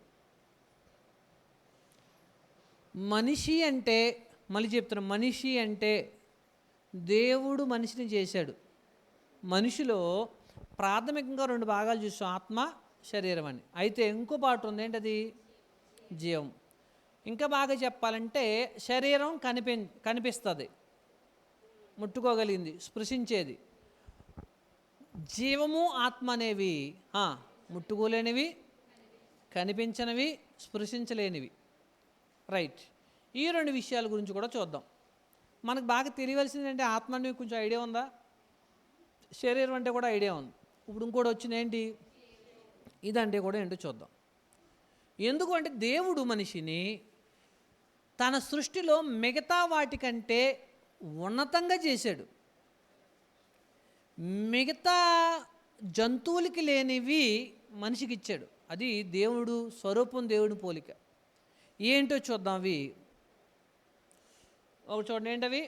ఆత్మ, జీవము, శరీరం. ఇంగ్లీష్లో స్పిరిట్, సోల్, బాడీ.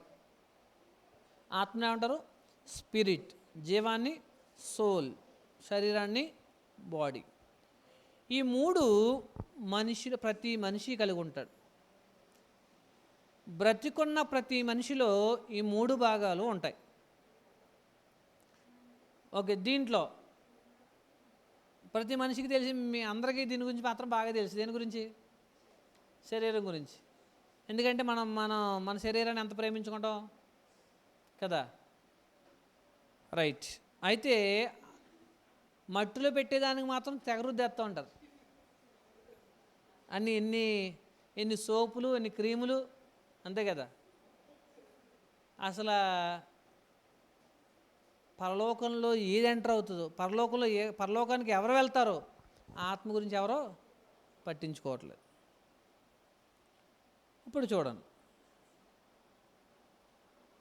మనిషి ఈ మూడు భాగాల గురించి చూద్దాం: ఆత్మ, జీవము, శరీరం. ఓకేనా? మీకు శరీరము అంటే ఏం చెప్పండి? శరీరంలో ఏముంటాయి? కాళ్ళు, చేతులు, ఇప్పుడు తల, మొండెము. ఇక్కడ నుంచి మొండెము, కాళ్ళు, చేతులు, 3 పార్ట్స్ ఉంటాయి మెయిన్గా. తర్వాత శరీరంలో మనకి పార్ట్స్ తెలుసు. అదేవిధంగా ఆత్మలోను, జీవంలో కూడా పార్ట్స్ ఉంటాయి, అవయవాలు ఉంటాయి. దేనికి కూడా? ఆత్మకి, జీవానికి కూడా. చూద్దాం ఏంటవి. మనస్సాక్షి ఎవరో మనస్సాక్షి. తర్వాత జీవంలో హృదయం, మనస్సు, భావోద్వేగాలు.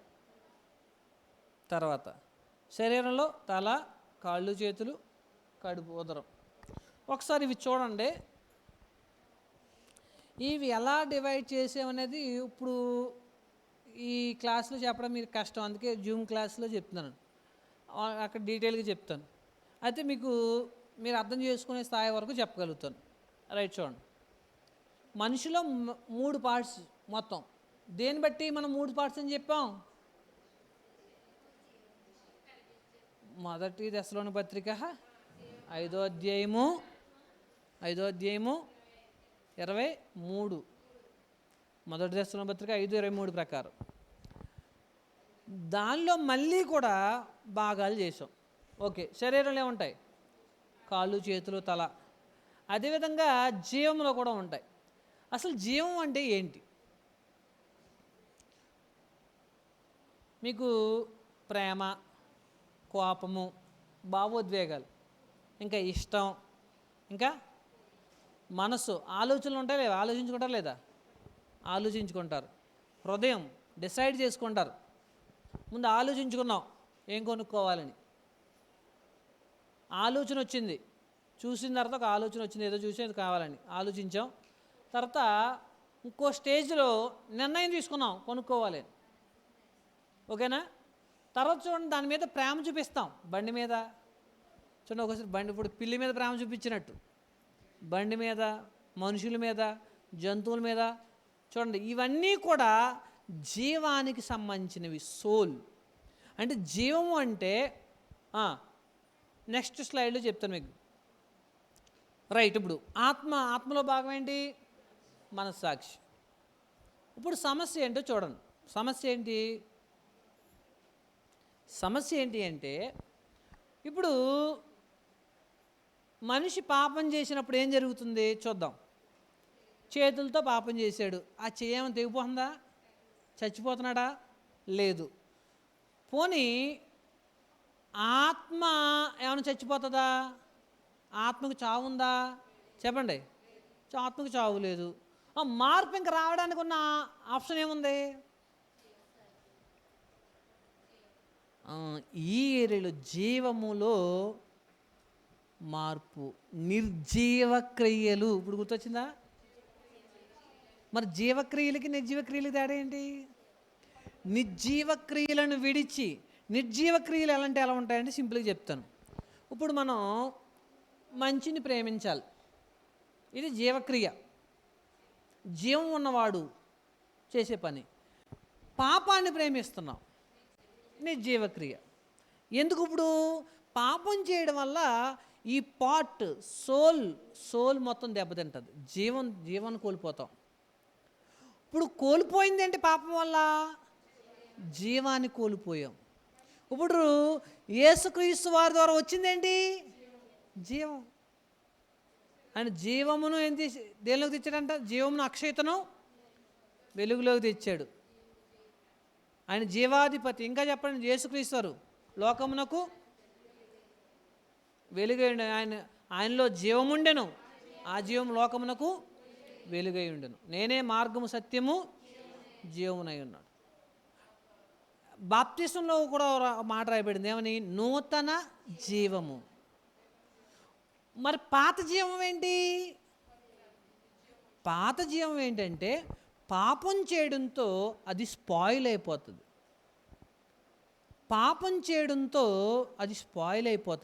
చిన్నపిల్లలు చూడండి, చిన్నపిల్లలకి అది మంచో చెడ్డో తెలీదు. శత్రువు వచ్చినా నవ్వుతూ ఎత్తుకోండి అని చేతులు ఇచ్చేస్తాడు. అవునా కదా? అది కొన్నాళ్ళు అయిన తర్వాత చూడండి, మనం ఏం చెప్పాం అతనికి? ఆడు శత్రువు, ఆడు దుర్మార్గుడు అని ప్రేమించకూడదు, ద్వేషించడం నేర్పించాం. అది అలవాటయ్యి వాళ్ళు ఎప్పుడైతే ఊహాశక్తి వచ్చిందో, వాళ్ళకి పాపం అంటే ఏంటో తెలిసిందో, తప్పు మంచి చెడ్డలు తెలిసాయో, అప్పుడు వాళ్ళు కూడా ఏం చేస్తారో? ద్వేషించడం మొదలు పెడతారు. ఎప్పుడైతే పాపం ఎంటర్ అయితే ఈ సోల్ అనేది కరప్ట్ అయిపోతుంది అన్నమాట. ఇప్పుడు రిపేర్ చేయడం, పునర్జీవింపజేయడం ఏ విషయంలో జరుగుతుంది? అదే ఆత్మ, అదే శరీరం. ఇప్పుడు పోయిందేంటి? జీవం. బాగు చేయాల్సింది కూడా జీవాన్ని. సో మెనీ ప్యాసేజెస్, చాలా వచనాలు కొత్త నిబంధనలో ఉన్నాయి. పాప మరణము యొక్క నియమం నుండి ఆత్మ వల్ల జీవ నియమం అంటాడు. రోమపత్రిక 8వ అధ్యాయము 1-2 వచనాలు. పాపం వల్ల మరణం వచ్చింది. యేసుక్రీస్తు వల్ల ఏం కలిగింది? జీవం కలిగింది. ఇప్పుడు పాపం ఏం చేసింది అంటే నా మనసును చెడగొట్టేసింది. నేను అవకాశం ఇవ్వడం, చెడిపోయిన మనస్సు అన్నాడు. అందుకే ఇంకా ఎటువంటి హృదయం? కఠిన హృదయం. ఎలా మారిపోయింది? పాపం యొక్క ప్రభావం. ఇప్పుడు యేసుక్రీస్తు వారి ద్వారా, రక్షణ ద్వారా ఇవి మార్చబడ్డాయి. చూడండి, ఏం మార్చబడ్డాయి? మన భావోద్వేగాలు, ప్రేమ చూపించడం, దయ కలిగి ఉండడం, జాలి కలిగి ఉండడం, ఇవి సోల్ లెవెల్లో మార్పులు జరగాలి. అందుకే యేసుక్రీస్తు వారి ద్వారా మనం పొందుకున్న రక్షణ ద్వారా మనం పొందే జీవం అంటే అర్థం వీటిలో మార్పులు వస్తాయి, భావోద్వేగాల్లో. తర్వాత ఇంకో విషయం తెలుసా? ఎవరైనా నూతన జీవం పొందితే ఆ మనిషి ఖచ్చితంగా మార్చబడతాడు. గుర్తుపెట్టుకోండి, మార్చబడతాడు నూతన జీవం పొందితే. పొందకపోతే మార్చబడ్డు. ఒక వ్యక్తి క్రైస్తవుడైన తర్వాత అవడానికి ముందు ఎలా ఉన్నాడో అయిన తర్వాత కూడా అలాగే ఉన్నాడు అనుకోండి, అంటే అర్థం ఏంటి? ఓకే, మార్చబడలేదు. ఆత్మ, మనస్సు ఆలోచన కేంద్రం, హృదయం నిర్ణయాల కేంద్రం, మనస్సాక్షి దోషారోపణ చేసే కేంద్రం. ఒకసారి ఈ పిక్చర్లో మీరు చూస్తే దీంట్లో మన ఇష్టం ఏ పార్ట్లో ఉంటుందో చెప్పండి. మన ఇష్టం, మన ఇష్టం జీవం, అది సోల్ అంటారు అన్నమాట. మన వ్యక్తిత్వం, మన యొక్క స్వభావం అంతా కలిపే సోల్ అంటారు. మీరేంటి ఇప్పుడు మన దాన్ని ఏమంటారు, స్కానింగ్ తీస్తారు కదా, ఒకవేళ మనం స్కాన్ చేశారనుకోండి, మనం స్కాన్ చేస్తే ఏమొస్తాయి? మనకి ఎన్ని ఎముకలు ఉన్నాయి, మన బాడీలు ఇరిగినాయా లేవా, ఇవి వస్తాయి కదా. దేవుడు సోల్ని స్కాన్ చేస్తాడు. అంతరింద్రియము అన్నాడా, అదే సోల్ గురించి. దీన్ని స్కాన్ చేస్తే మన చెడ్డంతా అక్కడే ఉంటుంది. మన వ్యక్తిత్వం అంట వ్యక్తిత్వానికి కేంద్ర స్థానం. ఇప్పుడు చివరిలో చూద్దాం. ఓకే, ఇంకా మనం డీటెయిల్గా తర్వాత చూద్దాం జూమ్ క్లాస్లో. ఇప్పుడు అయితే ప్రస్తుతానికి ఇప్పుడు చూడండి. ఇప్పుడు దీంట్లో చూశారు కదా, చూసిన దాని ప్రకారం మీకు ఒక విషయం అర్థమైంది. 3 పార్ట్స్ ఉన్నాయి. ఒకటి ఆత్మ, జీవము, శరీరం. మళ్ళీ చూస్తే దీంట్లో చూడండి ఒకసారి, ఆత్మ గురించి ఒక పాయింట్ వదిలేసాం, అది కూడా చూసి వెళ్దాం. ఆత్మలో కూడా ఒక పార్ట్ ఉంది. ఏంటది? మనస్సాక్షి. మనస్సాక్షి ఏం చేస్తుంది చెప్పండి? దోషారోపణ చేస్తుంది. ఎవరూ చూడక్కర్లేదు. మనం చాలామంది అంటూ ఉంటారు ఏమని, ఇప్పుడు మనకైతే మనస్సాక్షి అంటున్నారు, ఇవన్నీ దోషారోపణ, తప్పు చెడ్డు అంటున్నారు. అడవుల్లో ఉన్న వాళ్ళకి ఏమైనా తెలుస్తుందా అని. అడవిలో ఉన్నవాడికి ఏమైనా తెలుస్తుందా? ఒక అడవిలో ఉన్నారు, వేటాడుతున్నారు కొంతమంది. పక్కోడు వేటాడుకున్న దాన్ని ఒకడు దొంగతనం చేశాడు. దొంగతనం చేసి అటు దాచుకుంటే పట్టుకుని వచ్చేసాడు.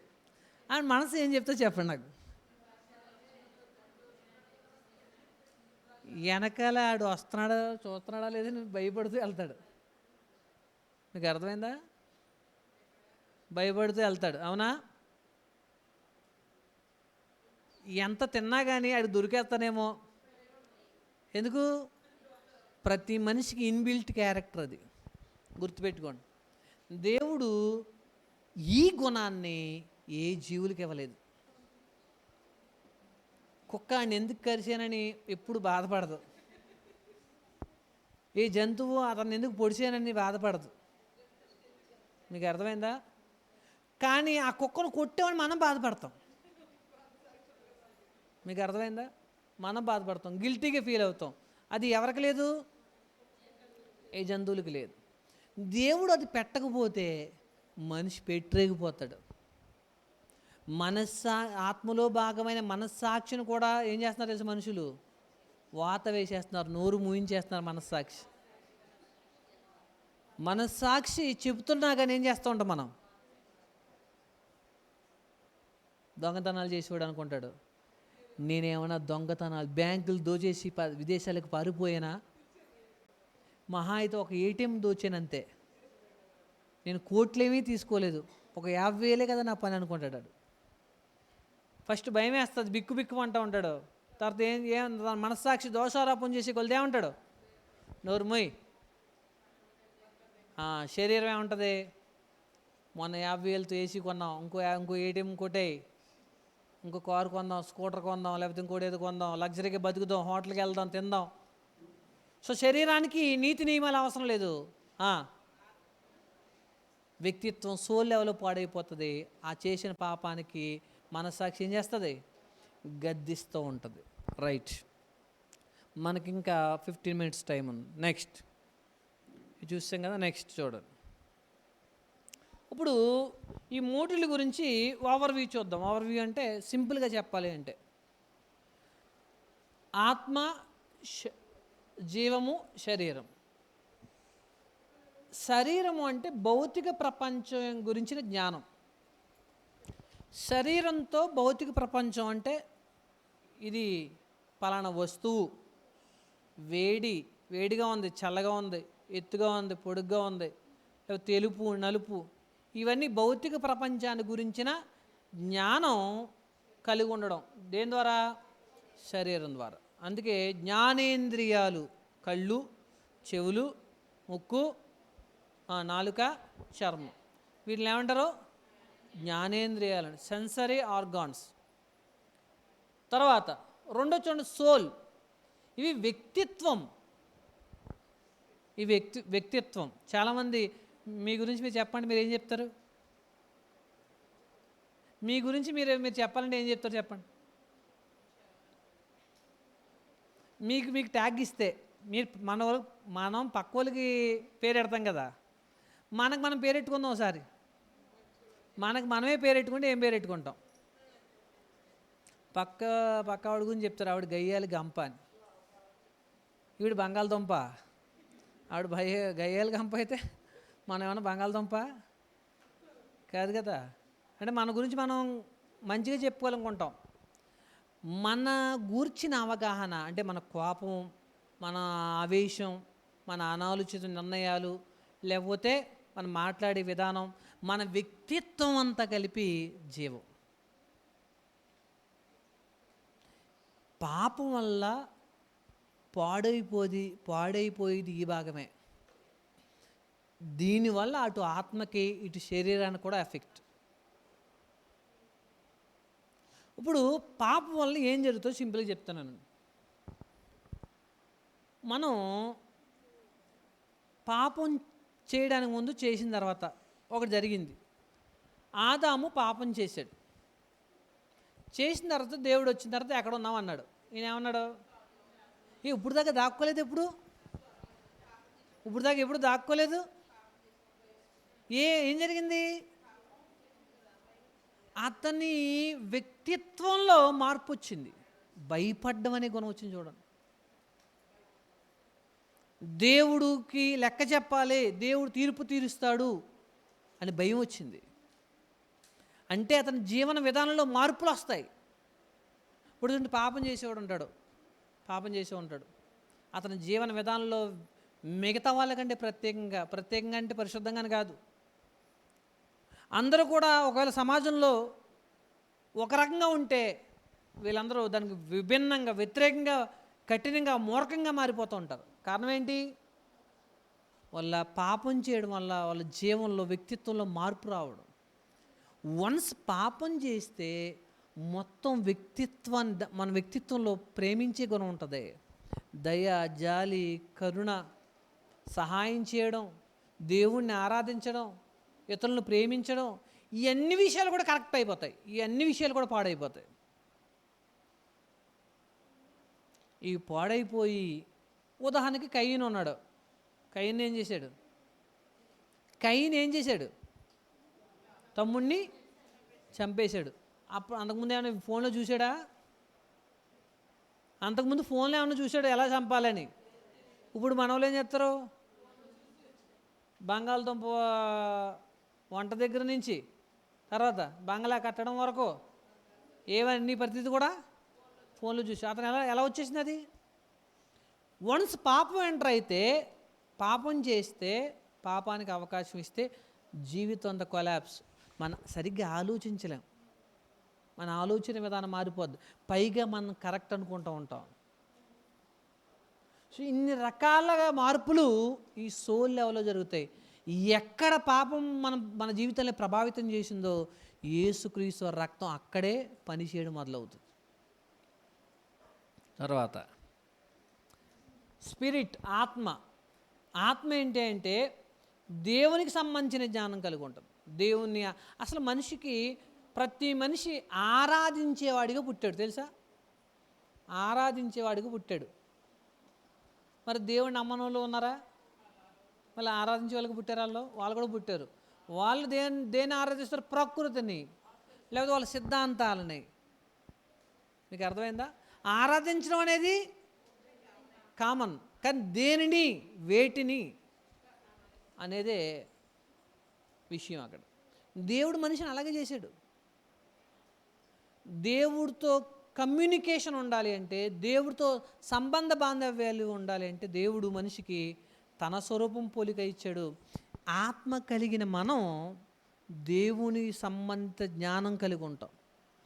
చూడని దేవుని నమ్మగలుగుతున్నాం, విశ్వసించగలుగుతున్నాం, ప్రార్థన చేయగలుగుతున్నాం, ప్రతిఫలం పొందుతున్నాం. ఇవన్నీ స్పిరిచువల్ లెవెల్లో జరుగుతాయి. తర్వాత మన వ్యక్తిత్వంలో మార్పులు వస్తే సోల్ లెవెల్లో జరుగుతాయి. అది మన శరీరం ద్వారా వ్యక్తం చేస్తాం. మన బాడీ లాంగ్వేజ్ మారాలి. మన బాడీ లాంగ్వేజ్ మారాలి.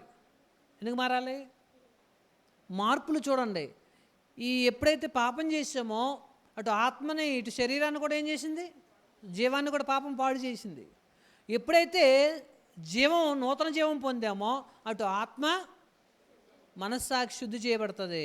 తర్వాత ఇటు శరీరం మనకి ఇదివరకుగా ఉన్న దురలవాట్లు ఉండవు. ఇప్పుడు శరీర విషయంలో కూడా మనం ఏమవుతాం? మార్పు చెందగలుగుతాం. రైట్. కాబట్టి సింపుల్గా చెప్పాలంటే ఆత్మ దేవునికి సంబంధించిన జ్ఞానం గురించి, సోల్ జీవం అంటే మన పర్సనల్ అంటే మన వ్యక్తిత్వం, పర్సనాలిటీ అంటారు. 3 బాడీ, భౌతిక సంబంధమైన జ్ఞానం, ఈ వస్తువులకు సంబంధించిన జ్ఞానం. రైట్. నెక్స్ట్ గమనించాల్సిన విషయం ఏంటంటే 2 శరీరాలు ఉంటాయి. ఒకటి భౌతిక శరీరం, క్షయమయ్యే శరీరం. 2 అక్షయ శరీరం తర్వాత వస్తుంది. జీవాలు కూడా 2 ఉంటాయి. ఏంటో చూడండి అవి. ఒకటి ఊపిరి, మనం గాలి పీల్చుకున్న ప్రాణవాయువు. ఇదేంటిది? జీవం. ఈ జీవము జంతువులు కూడా ఉంటుంది. ఏ జీవం? నాసికారంధ్రాల్లో గాలి పీల్చుకోవడం. నాసికారంధ్రంలో జీవవాయువు గల సమస్తమును చచ్చిపోయిన అంటాడు కదా నోహ జలప్రళయంలో. వాటికి అవి జీవాత్మలో కాదు. జీవం ఉందంటే అర్థం ఏంటి? ఊపిరి తీసుకొని బ్రతకగలుగుతాయి. కొన్ని లక్షణాలు అంటే స్పందించడం, వాటి భాషని వ్యక్తం చేయడం, వాటి ఆహారం కోసం ప్రయాసపడడం, కదలడం, ఇటువంటివి కొన్ని జంతువులు కూడా ఉంటాయి. ఓకేనా? అయితే మనకి దీంతో పాటు మనం దేని కలిగి ఉంటాం? వ్యక్తిత్వాన్ని కలిగి ఉంటాం. మళ్ళీ చెప్తున్నాను, శరీరం 2 శరీరాలు ఉంటాయి. ఒకటే భౌతిక శరీరం, అక్షయ శరీరం. ఊపిరి, జీవానికి సంబంధించి కూడా 2 పదాలు ఉన్నాయి. ఒకటి ఊపిరి, 2 వ్యక్తిత్వం, పర్సనాలిటీ. 3 మరణాలు కూడా 2. ఏంటి? భౌతిక మరణం, ఆత్మీయ మరణం. ఆత్మీయ మరణం అంటే ఇందాక చెప్పాను మీకు, అక్కడ ఆత్మ చావదు. ఏం చేస్తుంది? జీవం చేస్తుంది. మనకి జనరల్గా అలవాటు అయిపోయిన పదం అది. అలా అనడం తప్పేమీ కాదు, ఇబ్బంది ఏమీ లేదు కూడా, కరెక్టే. కానీ ఒరిజినల్గా అక్కడ మనం తెలుసుకోవాల్సిన విషయం ఏంటంటే, పాపం వల్ల మన వ్యక్తిత్వంలో సమస్య వచ్చింది, పాడైపోయింది. ఇప్పుడు పరిశుద్ధత వల్ల కూడా వ్యక్తిత్వంలో మార్పు రావాలి. మీకు దేవుడు నువ్వు మారేవా లేదా అనేది దేని బట్టి? దేవుడు కొలమానం ఏంటి? వ్యక్తిత్వమే. వ్యక్తిత్వంలో మార్పు వస్తేనే మార్పు. నేను నీటిలో ములిగాను, లేకపోతే తెల్లబట్టలు వేసుకున్నాను, ఇది కాదు. నూతన జీవం పొందామనడానికి గుర్తు. నూతన జీవం పొందితే మన బిహేవియర్, మన యాటిట్యూడ్, మన జీవన విధానం ఏమవ్వాలి? మారాలి. అందుకే చూడండి డయాగ్రామ్లో శరీరాలు 2, జీవాలు కూడా 2. ఒకటి ఊపిరి గురించి, 2 వ్యక్తిత్వం, మరణం గురించి కూడా 2 విషయాలు చెప్పడం జరిగింది. ఓకే అండి, రైట్. ఇప్పుడు ఇంకా డీప్గా తెలుసుకోవాలనుకుంటే, అంటే ఇప్పుడు నేను మీకు చెప్పినవి ఇవన్నీ ఒకవేళ డీప్గా తెలుసుకోవాలనుకోండి, మనం బుధవారం జూమ్ క్లాస్ ఉంటుంది. దాంట్లో విత్ రెఫరెన్స్ ఎవిడెన్స్ తోటి ప్రతి దాన్ని డీటెయిల్డ్గా ఇక్కడ కూర్చుని ఇంతలా నేర్చుకోవడానికి సమయం సరిపోదు, వినే ఓపిక కూడా మీకు ఉండకపోవచ్చు. కనుక మనం ఏం చేస్తున్నామంటే మన చర్చ్ వాళ్ళే కాకుండా చాలా చోట్ల నుంచి ఆసక్తి గల దేవుని సేవకులు కానీ ఆసక్తి గల వాళ్ళు కానీ పాల్గొంటున్నారు. వాళ్ళందరూ కూడా నేర్చుకోవడానికి అవకాశం ఉంటుంది. అంటే ఇప్పుడు ఎలా జరిగింది అని చెప్పడం కోసం, రైట్. ఇప్పుడు వరకు మనం చూసిన విషయాలు ఏంటి? ఆదికాండం 2వ అధ్యాయాన్ని ప్రారంభించాం. మొదటి అధ్యాయం దగ్గర నుంచి చూసుకుంటూ వస్తే కనుకలో వచ్చేసి మనం ఆదికాండం 2వ అధ్యాయంలో ఇంకొక 2 పార్ట్స్ ఉన్నాయి. ఏంటి?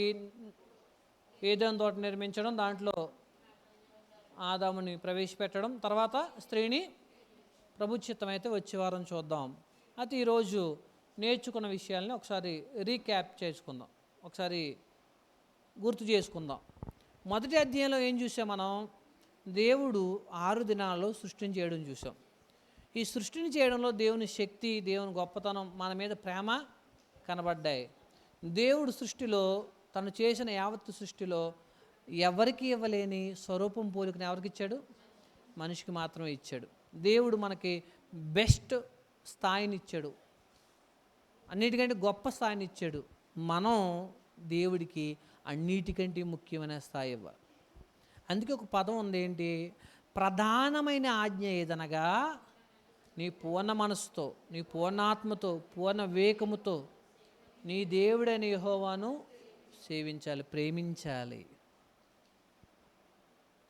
అన్నిటికంటే దేవుడు ఇన్కంప్లీట్గా ఏమీ చేయలేదు మన కోసం,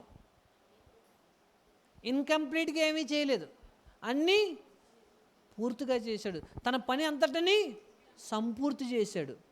ఇప్పుడు మనం ఆయన మనల్ని ప్రేమించేటప్పుడు పూర్తిగా ప్రేమించాడు. ఎంత పూర్తిగా ప్రేమించాడంటే యేసుక్రీస్తు వారి ద్వారా తన్ను తాను సమర్పించుకునేలాగా యేసుక్రీస్తు వారు తన ప్రాణాన్ని మన కోసం వదులుకునేంతగా ప్రేమించాడు.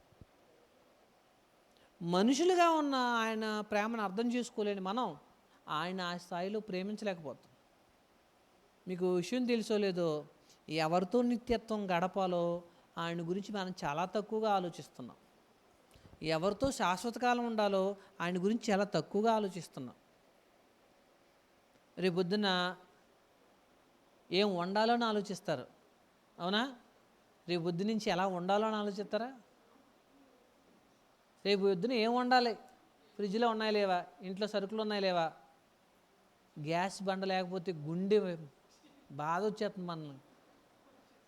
మా ఇంట్లో గ్యాస్ బండ అయిపోతే ఏంటి పరిస్థితి కదా? అంటే ఇన్ని గురించి మన ఉనికి కోసం, మనం బ్రతకడం కోసం ఇన్ని ఆలోచించే మనం కొద్ది కాలం తర్వాత ఈరోజు చాలామందికి అర్థం కావట్లా, స్పృహ ఉండట్లేదు, ఆ ఆలోచన తెలియట్లేదు. ఖచ్చితంగా ఒకసారి ఆలోచించండి, మన ముందు ఎంతమంది చనిపోయారు? మీకు తెలిసి ఒకసారి ఎంతమంది చనిపోయి ఉంటారు చెప్పండి. మీరు ఎంతమంది చావులను చూసి ఉంటారు? లెక్క చెప్పండి. మీరు చెప్పండి, ఒక నెంబర్. 10 మందా? 20, 30, 20 మందిని మీరు ఎంతమంది చూసి ఉంటారు చెప్పండి. ఇంకా 40, 50 మందిని చూసారా? మనం కూడా చచ్చిపోతాం తెలుసా? మన తర్వాత చూస్తాడు, మనం 51 అవుతాం, అతనికి 10 అవుతాం ఇంకొకరికి. సో మనం ఖచ్చితంగా చచ్చిపోతామని తెలుసు కూడా దాని గురించి ఆలోచించట్లేదు. అది మూర్ఖత్వం కాదు, మూఢ విశ్వాసం కాదు. ఈ జీవిత విధానాన్ని తినండి, సంతోషంగా ఆనందంగా ఉండండి. అయితే దేవుని వాక్య ప్రకారం, దేవుని ఆజ్ఞల ప్రకారం మన జీవితాన్ని మార్చుకోవడమే. నిత్యత్వం ఎవరితో గడపాలో ఆయన గురించి తప్ప మనుషుల గురించి ఆలోచిస్తున్నాం. వాళ్ళ కోసమే బతుకుతున్నాం. విషయం ఏంటంటే వీళ్ళెవ్వరూ మనల్ని చేర్చుకోరు. మీరు ఎంతో ప్రేమగా కట్టుకున్నారు ఇల్లు. కొంచెం దగ్గారనుకోండి ముసలి వృద్ధాప్యంలో, గట్టిగా దగ్గితే పరుపుతో సహా అవసరమైతే మంచంతో సహా బయట పడుకోబెట్టేస్తారు. రే నేను కట్టాను రే ఇల్లు, కష్టపడ్డాను, నీళ్లు తడిపాను, ఇటుకలు మోసాను, అవసరం లేదు పో అవతలకి అంటారు. అవునా? ఆయన ఏమన్నాడు తెలుసు, దేవదూతలను పంపించి లాజర్ని తీసుకెళ్ళాడంట. ఆహ్వానించే దేవునికి ఏమో విలువ లేదు, గెంటేసే మనుషుల కోసం ఇదంతా ఏంటో ఆలోచించుకోవాలి. మనం అంతా దేవుని కోసం సమయాన్ని గడుపుదాం, దేవుని కోసం మన జీవితాలను ఉపయోగించుకుందాం, నిత్య రాజ్యాన్ని చేరుకుందాం. ప్రభు చిత్తమైతే మిగతా భాగాన్ని వచ్చేవారం ఆలోచించడానికి ప్రయత్నం చేద్దాం. ప్రార్థన చేసుకుందాం. పరలోకమందున మా తండ్రి, అత్యంత కృపా కనికరాలు గల దేవా, మీకు స్తోత్రాలు. ఇప్పటివరకు తండ్రి ఆదికాండం 2వ అధ్యాయంలో తండ్రి మొట్టమొదటి మనిషిని మీరు నిర్మించిన విధానాన్ని గురించి మేము ధ్యానించాం. మహాకనికరం గల దేవ, సర్వోన్నతుడైన తండ్రి, మా ప్రభు అయిన యేసుక్రీస్తు వారి ద్వారా మీరు ఇప్పటివరకు మా జీవితాల్లో చేసిన మేలుని బట్టి మీకు స్తోత్రాలు. దేవా తండ్రి, ఇదిగో మనిషి నిర్మాణంలో ఉన్న భాగాలేంటో మేము చూసాం.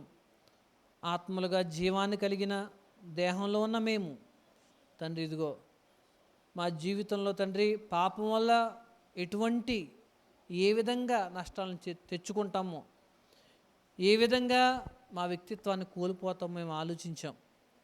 చావు లేని నేరని ఆత్మలుగా ఉన్న మేము మీ ముందు నిలబడాలని, మా లోపాలని మా పాపాలని విడిచిపెట్టి తండ్రి మీ చెంతకు చేరుకునే పర్యంతము మా శరీరము ఆత్మ జీవము పరిశుద్ధపరచబడినట్లుగా, పరిశుద్ధముగాను నిందారహితముగా ఉన్నట్లుగా కాపాడగల నమ్మకమైన వాడు మీరుని తలంచి తండ్రి మా ఆత్మలను మీ చేతికి అప్పగించుకునేవారిగా మేము జీవించే భాగ్యాన్ని దయచేయండి.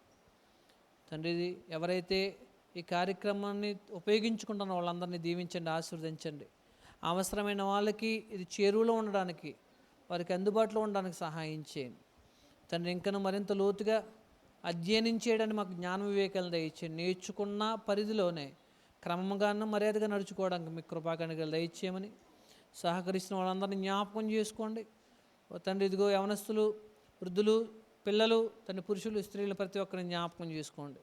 తండ్రి, వివిధ మాధ్యమాల ద్వారా తండ్రి ఇదిగో ఈ కార్యక్రమాన్ని వీక్షిస్తున్న ప్రతి ఒక్క సహోదరుని, వారి పరిశీలన, వారి కుటుంబాలను కూడా దీవించి ఆశీర్వదించమని, మీ చిత్తమైతే రేపటి దినాన్ని జరగబోయే ఆరాధన కార్యక్రమాలు మిమ్మల్ని స్తుతించుకునే భాగ్యాన్ని మాకు దయచేయండి. మరొక శనివారం మీ చిత్తమైతే తండ్రి ఇదిగో మిగిలిన భాగాన్ని కూడా అధ్యయనం చేయడానికి మీ కృపాకణికలను మాకు అనుగ్రహించమని, మా ప్రభువును రక్షకుడైన యేసుక్రీస్తు వారి పేరటి ప్రార్థనలను అడుగుచున్నాం పరమ తండ్రి, ఆమేన్. తండ్రి అయిన దేవుని ప్రేమ, ప్రభు అయిన యేసుక్రీస్తు వారి కృప, పరిశుద్ధాత్మని అన్యోన్య సహవాసం ఇప్పుడు ఎల్లప్పుడు సర్వలోక పరిశుద్ధులకును సదాకాలం మనందరికీ తోడే నడిపించునుగాక. ఆమేన్. అందరికీ వందనాలు.